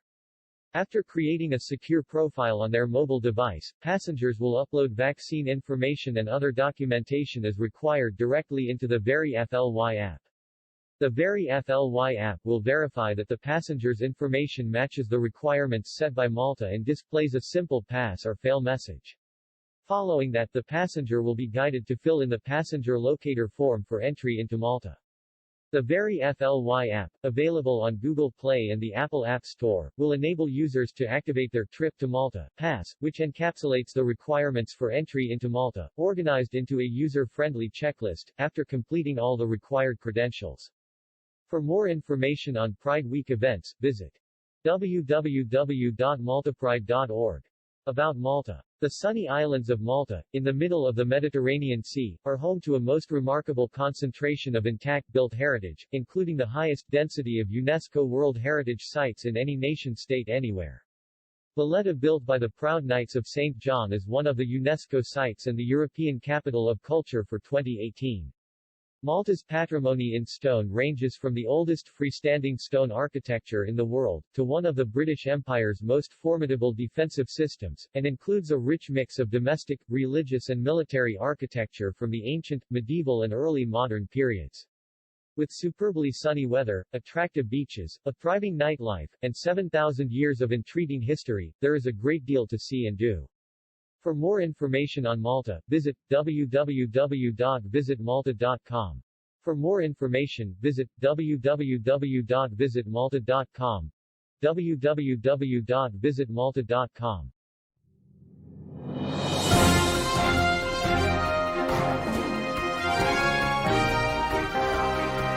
Thank you for listening to our news update. There's more on youtube.com/travel news group, or you can read us, of course, in going to our news portal at eTurboNews.com or travelnews.online.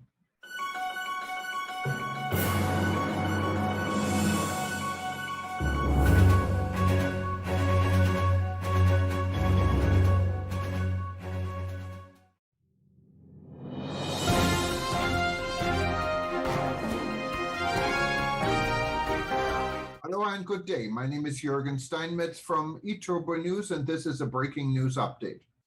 For more news updates and shows, please go to youtube.com/travel news group. youtube.com/travel news group.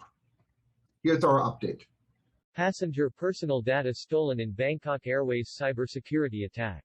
An initial investigation of the incident appeared to confirm that some of the personal data may have been accessed, which are passenger name, family name, nationality, gender, phone number, email, address, contact information, passport information, historical travel information, partial credit card information, and special meal information. Bangkok Airways Public Company Limited had been a victim of cybersecurity attack. Attack resulted in unauthorized and unlawful access to airline's information system. The incident has been reported to the Royal Thai Police as well as providing notification to the relevant authorities.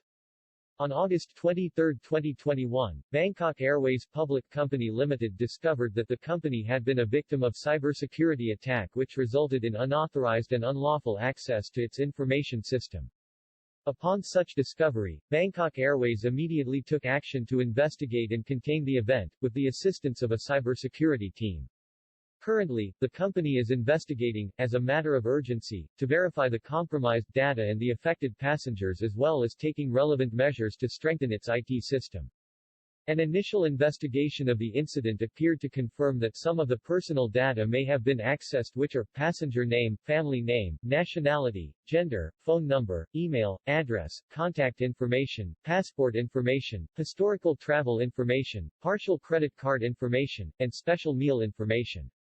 The company, however, confirms that the incident did not affect the company's operational or aeronautical security systems. This incident has been reported to the Royal Thai Police as well as providing notification to the relevant authorities. For primary prevention measures, the company highly recommends passengers to contact their bank or credit card provider and follow their advice and change any compromised passwords as soon as possible. In addition to that, the company would like to caution passengers to be aware of any suspicious or unsolicited calls and/or emails, as the attacker may be claiming to be Bangkok Airways and attempt to gather personal data by deception, known as phishing. The company, Bangkok Airways, will not be contacting any customers asking for credit card details and any such requests. In case of such event occurs, passengers should take legal actions. Passengers, who are affected from any such event, can contact the company via the following channels. Toll-free number 1-800-010-171 within Thailand during 08.00 hours to 17.30 hours. Toll number 800-8100-6688 overseas during 08.00 hours to 17.30 hours, Thailand time GMT +7. Email, infosecurity@bangkokair.com. Bangkok Airways Public Company Limited takes the protection of passengers' data very seriously, and the airline is deeply sorry for the worry and inconvenience that this malicious incident has caused.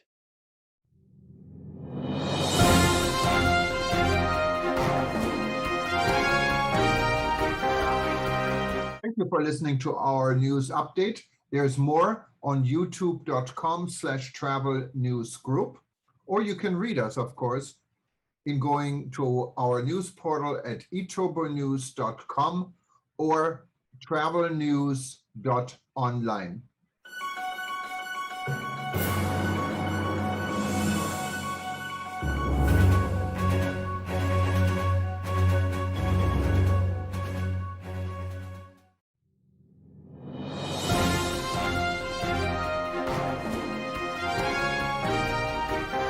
Hello and good day. My name is Jürgen Steinmetz from eTurboNews, and this is a breaking news update.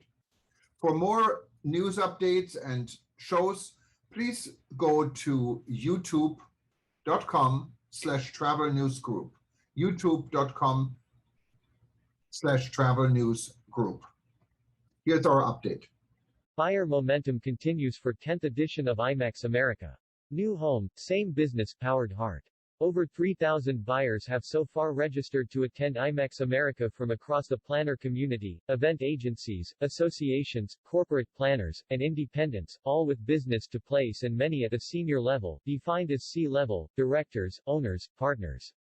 The show is about connecting buyers and exhibitors to place business. The event plays an important part in long-term business recovery, providing a timely opportunity to gauge industry confidence and real-time growth prospects while meeting colleagues and partners. The show takes place at the Mandalay Bay, November 9-11 in Las Vegas and is preceded by Smart Monday, powered by MPI, on November 8. Agencies currently account for 47% of the total, corporate buyers 22%, while association buyers make up 9% and independent buyers 18%, other 4%. At its heart, the show is about connecting buyers and exhibitors to place business. This is the foundation of everything we do. We're thrilled to see such demand from the business event community to reconvene at IMEX America this November. For many in the industry, the show is set to play an important part in their long-term business recovery, providing a timely opportunity to gauge industry confidence and real-time growth prospects while meeting colleagues and partners who they haven't seen face-to-face in almost 2 years. Karina Bauer, CEO of the IMEX Group, discusses the momentum driving registrations for the show, which takes place at the Mandalay Bay, November 9-11 in Las Vegas and is preceded by Smart Monday, powered by MPI, on November 8. Meeting and event professionals are invited to join what's being billed as their industry's homecoming event by registering for free, as usual. Attendees can expect a safe but not sterile, live show experience designed to meet current business needs.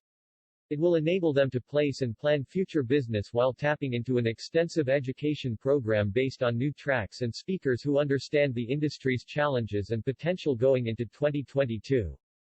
Alongside the buyers, an international range of exhibitors are contracting week on week and span all sectors of the industry. These include destinations Australia, Singapore, Dubai, Italy, Canada, Boston, Atlanta, Argentina, Hawaii, Panama and Puerto Rico, as well as hotel groups Four Seasons, Wyndham Hotel Group, Mandarin Oriental Hotel Group and Associated Luxury Hotels International.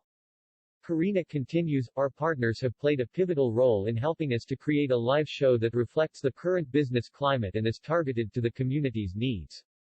We're also working closely with our new venue Mandalay Bay and host city LVCVA to ensure that IMEX America meets the highest standards of health, comfort and safety. Our mission is to create a show that's underpinned by secure safety measures while delivering the classic IMEX touch of fun, soul and heart that we know our community craves right now.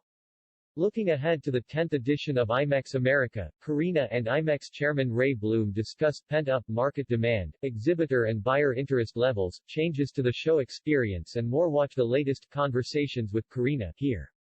IMEX America takes place the 9th to the 11th of November at Mandalay Bay in Las Vegas with Smart Monday, powered by MPI, on November 8.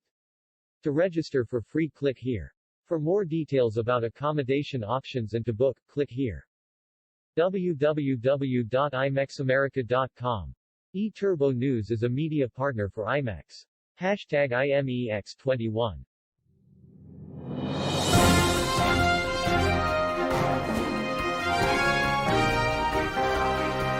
Thank you for listening to our news update. There's more on youtube.com/travel news group, or you can read us, of course, in going to our news portal at eTurboNews.com or travelnews.online.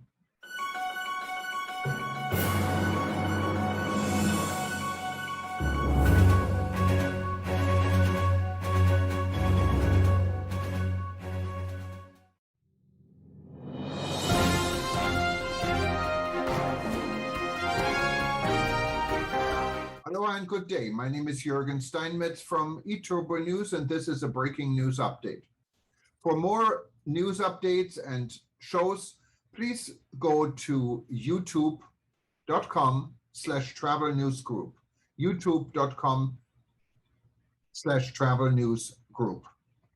Here's our update. World Tourism Network view on tourism and terrorism. Today's chaos and terror attacks at Hamid Karzai International Airport in Kabul, Afghanistan and the nearby Baron Hotel is a game-changer also for the already fragile global travel and tourism industry. The World Tourism Network President Dr. Peter Tarlow issues a report with his viewpoints. Today's attacks in Kabul, Afghanistan are also an attack on world tourism. The August 26 attacks on the Kabul airport's civilians trying to depart Afghanistan serve as a further reminder of how dangerous the situation is in Afghanistan. With the final date for the U.S. and its allies' departure from that country fast approaching, it is important that tourism industry professionals take a deep breath and consider the potential impact of the Taliban's victory on the world of tourism. The World Tourism Network feels it's important for this global sector not to be immune to the current global development on COVID, climate change, and terror threats. WTN President Dr. Peter Tarlow, who is also a recognized safety and security expert in the travel and tourism industry, writes, "Tourism is not separate from the many ongoing current global crises. Although there will be numerous articles regarding the Taliban takeover of Afghanistan written from the political perspective, it is often impossible to separate the world of political actions from the world of tourism. For example, Al-Qaeda's attacks in September of 2001 were political actions, but the results were an immediate economic for tourism, and the tourism industry still feels some 20 years later the reverberations of September 11, 2001.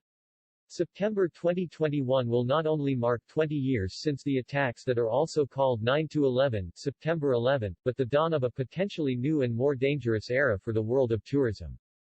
No one knows what the world of tourism will look like in 6 months, a year, or 2 years from now. The tourism industry is always vulnerable to unpredictable or unforeseen political or economic events that are often called black swan events. As advanced communications make it seem that the world grows ever smaller, and events become known around the world almost instantaneously, it appears that the number of black swan events increases with time. These events often influence our traveling decisions, both for pleasure and for business. Tourism officials need to be ever mindful that the currents of history are not single events, but a potpourri of events. Ironically, these mixtures seem unlikely prior to their occurrence, but once having occurred seem in hindsight to have been the logical outcome. The events of the late summer of 2021 exemplify this melange of events and from a tourism industry perspective require thoughtful analysis. Although I am writing this article from a United States perspective, in reality, many of these historic currents will impact the world tourism industry. The summer of 2021 was filled with both new and unresolved challenges. For example, the tourism industry had hoped that by the end of the Northern Hemisphere's summer that the COVID-19 pandemic would have become a part of history rather than an ongoing challenge. The Delta variant of the COVID pandemic ended that hope. In August of 2021, much of the world is stuck in issues such as to vaccinate or not and if a third shot is necessary. 6 months ago, no one, or very few people, had heard of the Delta variant of COVID. Tourism centers, like Hawaii, were booming, and there was hope that the cruise industry would soon be on its feet. Instead, we read headlines such as, Hawaii governor discourages travel to state amid uptick in COVID-19 cases, Travel and Leisure magazine, or booking Hawaii travel is now a life and death decision, eTurboNews. This increase in COVID cases is occurring at around the same time that the U.S., and much of the world, is experiencing its worst case of inflation in decades. Headlines such as the following one from CNBC, July 2021, inflation climbs higher than expected in June as price index rises 5.4%, state what any person who shops already knows. It is especially important that tourism officials understand the impact of inflation, as healthy retired people compose a sizable segment of the leisure tourism industry. This segment of the traveling public often lives on fixed incomes and is particularly sensitive to rising prices. An additional crisis to impact the tourism industry are crimes. For example, in a BBC News article on July 7 about crime in America's states, The New York Times looked at 37 cities across the U.S. with data for the first 3 months of this year, 2021, and overall there has been an 18% increase in murders compared with the same time period in 2020. Such headlines around the world discourage travel to the United States once its borders reopen. The crime wave has also impacted domestic travel to such U.S. cities as Chicago, Portland, Oregon, Miami, Houston, San Francisco, Seattle, Washington, D.C., and New York City. The attack on the Kabul airport today underlines the fact that tourism now faces new threats. At this point, no one knows exactly how deadly the Taliban's takeover of Afghanistan will be on world tourism. What we do know is that Afghanistan is now under the almost complete control of a terrorist group. The Taliban rule over Afghanistan 20 years ago resulted in a safe haven for al-Qaeda terrorists and numerous attacks against major political and tourism targets such as New York's World Trade Center. The fact that Afghanistan is now controlled by a fundamentalist Islamic group makes the situation completely different from other current problems, especially as tourism has in the past served as a magnet for terrorism attacks. The potential for terrorists doing major harm to the tourism industry is now greater than at any point since the 9/11 attacks. A quick summary of some of the challenges that the fall of Afghanistan means for world tourism. Travel might get a lot harder and more dangerous. The fact that there are now thousands of non-vetted people who have left Afghanistan means that there is a chance that at least some of these people might be part of sleeper cells, and governments will have to take added precautions until it is clear who is traveling and for what circumstances. The U.S.-Mexico border, already dangerous, will become a lot more dangerous. The United States during the last 7 months has had in effect an open border policy. Un- or poorly vetted migrants now enter the United States from both friendly and unfriendly nations. Some of these people come for reasons of political asylum or economic opportunity. Others might be coming for less positive reasons, and once in the U.S. they are basically free to go wherever they please. This non-stop and regulated migration has already resulted in the rise of crime and illnesses including COVID. Europe should expect an increase in unvetted refugees who will continue to make Europe less safe and less attractive to visitors. The result will be a decline in European living standards and quality of life. The Taliban's traditional source of income, illegal drugs and especially the production of heroin, will increase, and this increase is bound to cause problems for the tourism industry. Narcotic farmers will no longer have to fear anything other than a tax collector, and the result might be a major increase in drug and perhaps even sex trafficking around the world, especially in the Western nations. It is these nations that produce most of the world's tourism. The United States' sudden pullout from Afghanistan and its lack of coordination with its NATO allies might well result in a weakened NATO alliance exactly at the time when tourism may face renewed terrorism threats. The tourism industry is going to need to work together and with multiple government agencies against any new threats of terrorism or organized crime. The fact that currently the Chinese see a weak America might encourage an attack on Taiwan or other parts of the South China Sea. Such levels of instability can only hurt tourism recovery both along the Asian-Pacific Rim and in southern Asian countries. Tourism in this region can become totally dominated by the Chinese, and countries such as North Korea might become emboldened to act in a reckless manner. It should be remembered that much of the world's cargo goes by ship, and attacks on major sea lanes could result in increased transportation prices. The fall of Kabul is a wake-up call for tourism executives. This is not the time to cut back on tourism security, but rather plan for a potentially difficult period of time. Tourism leaders will need to work with their governments, law enforcement agencies, and their health ministries to create conditions for expanded tourism industry and greater safety and security.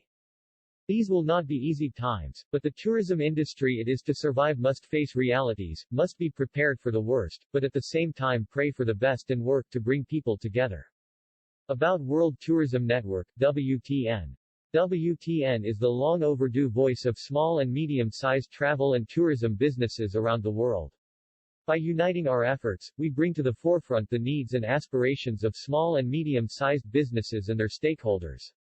By bringing together private and public sector members on regional and global platforms, WTN not only advocates for its members but provides them a voice at the major tourism meetings. WTN provides opportunities and essential networking for its members in currently 128 countries.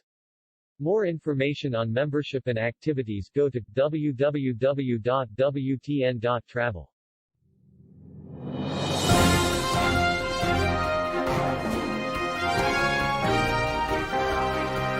Thank you for listening to our news update. There's more on youtube.com/travel news group, or you can read us, of course, in going to our news portal at eTurboNews.com or travelnews.online.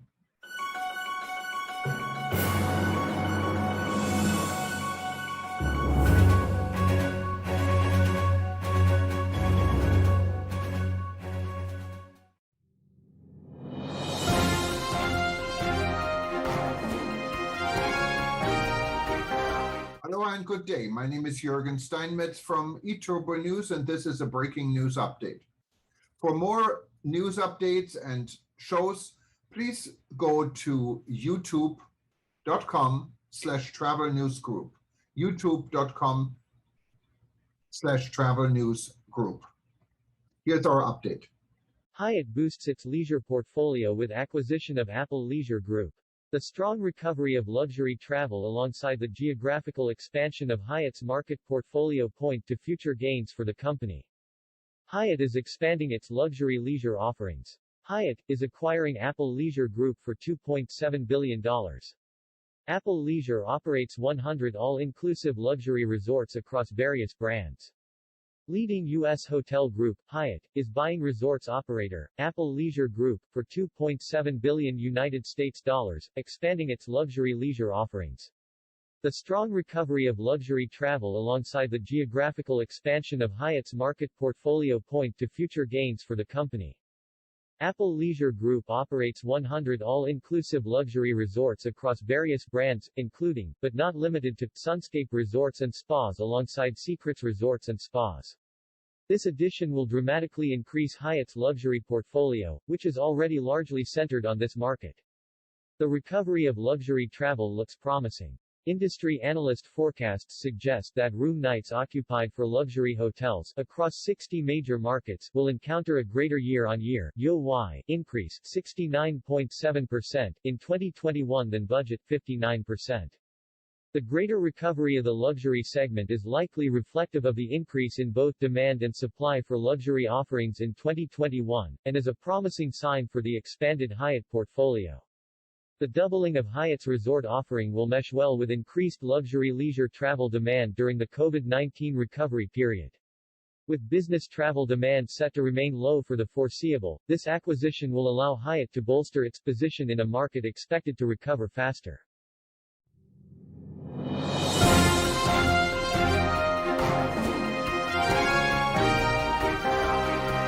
Thank you for listening to our news update. There's more on youtube.com/travel news group, or you can read us, of course, in going to our news portal at eTurboNews.com or travelnews.online.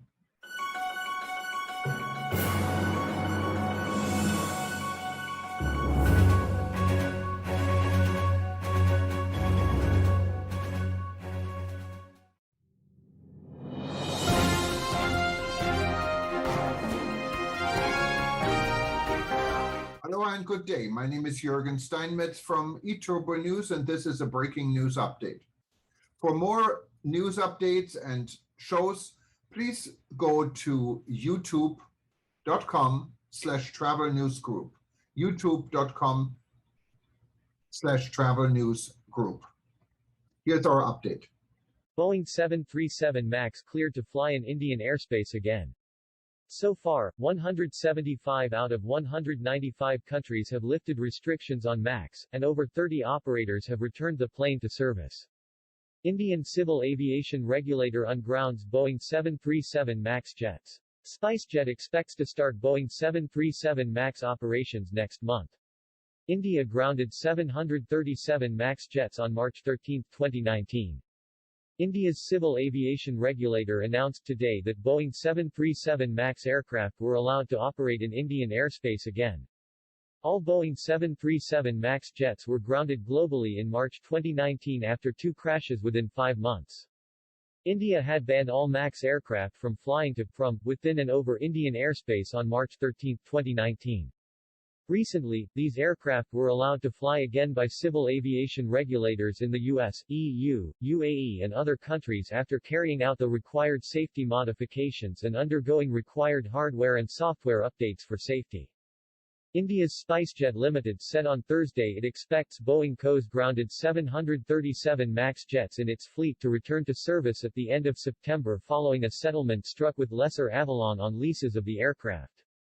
SpiceJet, the only Indian carrier with B737 MAX in India, entered into a settlement with Avalon, a major lessor of MAX aircraft, paving the way for the airline's 737 MAX aircraft to start to return to service around the end of September 2021, subject to regulatory approvals. In all, there were 18 Boeing 737 MAX aircraft in India, 5 X-Jet and 13 of SpiceJet, at the time of grounding. Indian billionaire investor Rakesh Jhunjhunwala also plans to launch a new low-cost airline by early next year with a B737 MAX fleet. X-Jet MAX have been flown out by lessors. India's Directorate General of Civil Aviation, DGCA, Chief Arun Kumar issued an order rescinding the March 2019 grounding of B737-89 MAX today.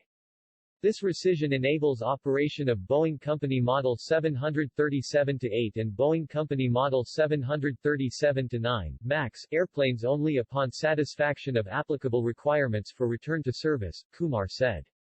Earlier in April, the DGCA had allowed foreign-registered Boeing 737 MAX aircraft that was grounded in India to be flown out of the country. It had also allowed overflying of modified MAX over Indian airspace. Following this, some foreign-registered aircraft grounded at various airports in India were able to undertake RTS. So far, 175 out of 195 countries have lifted restrictions on MAX, and over 30 operators have returned the plane to service. In a statement, Boeing said, the DGCA's decision is an important milestone toward safely returning the 737 MAX to service in India. Boeing continues to work with regulators and our customers to return the airplane to service worldwide.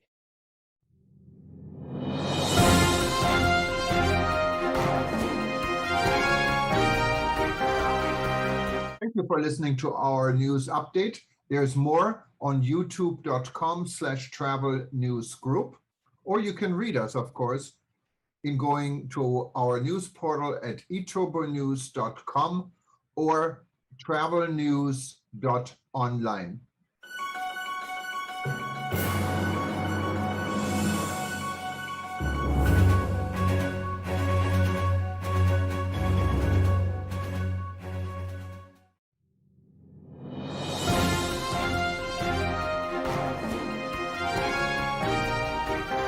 Hello and good day. My name is Jürgen Steinmetz from eTurboNews, and this is a breaking news update.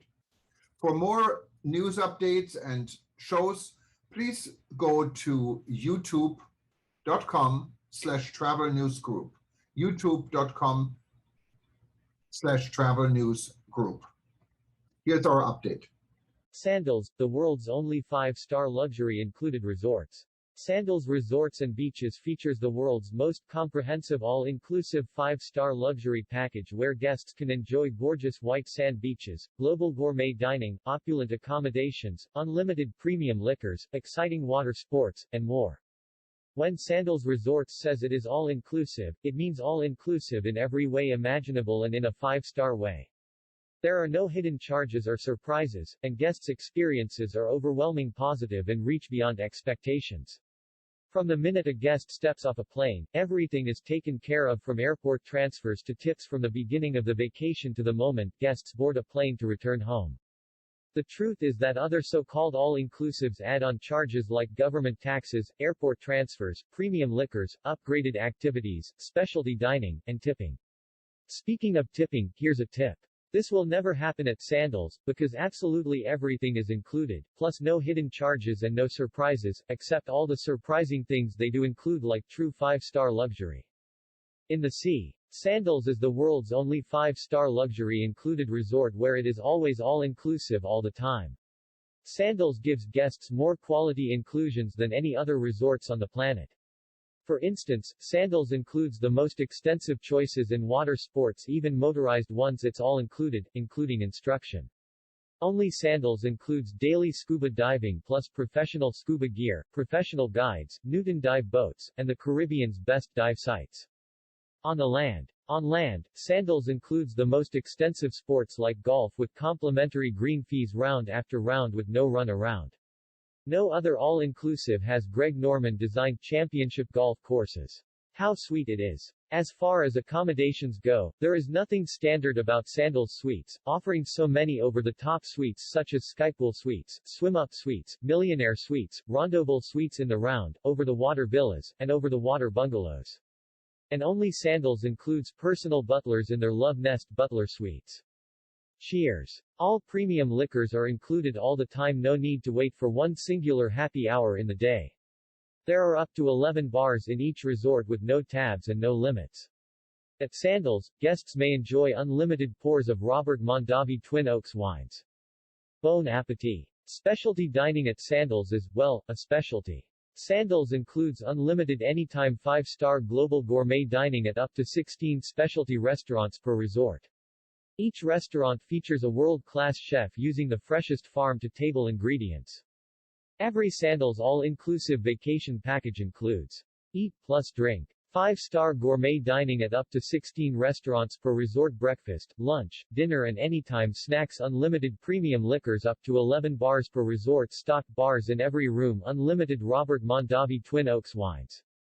Play. PADI certified scuba diving, and all equipment, snorkeling trips, and all equipment, Hobie cats, paddle boards, kayaks, professional instruction for water sports, private offshore islands at Sandals Royal Caribbean and Sandals Royal Bahamian, green fees at our golf courses in select resorts, beach volleyball, basketball, pool tables, day and night tennis, fitness center with state-of-the-art equipment, day and night entertainment including live shows, motorized water sports at select resorts, exclusive exchange privileges between resorts.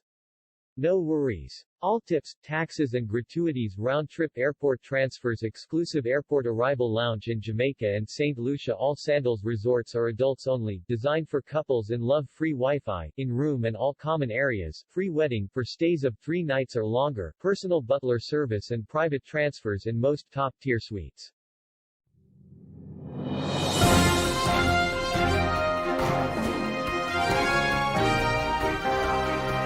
Thank you for listening to our news update. There's more on youtube.com/travel news group, or you can read us, of course, in going to our news portal at eTurboNews.com or travelnews.online.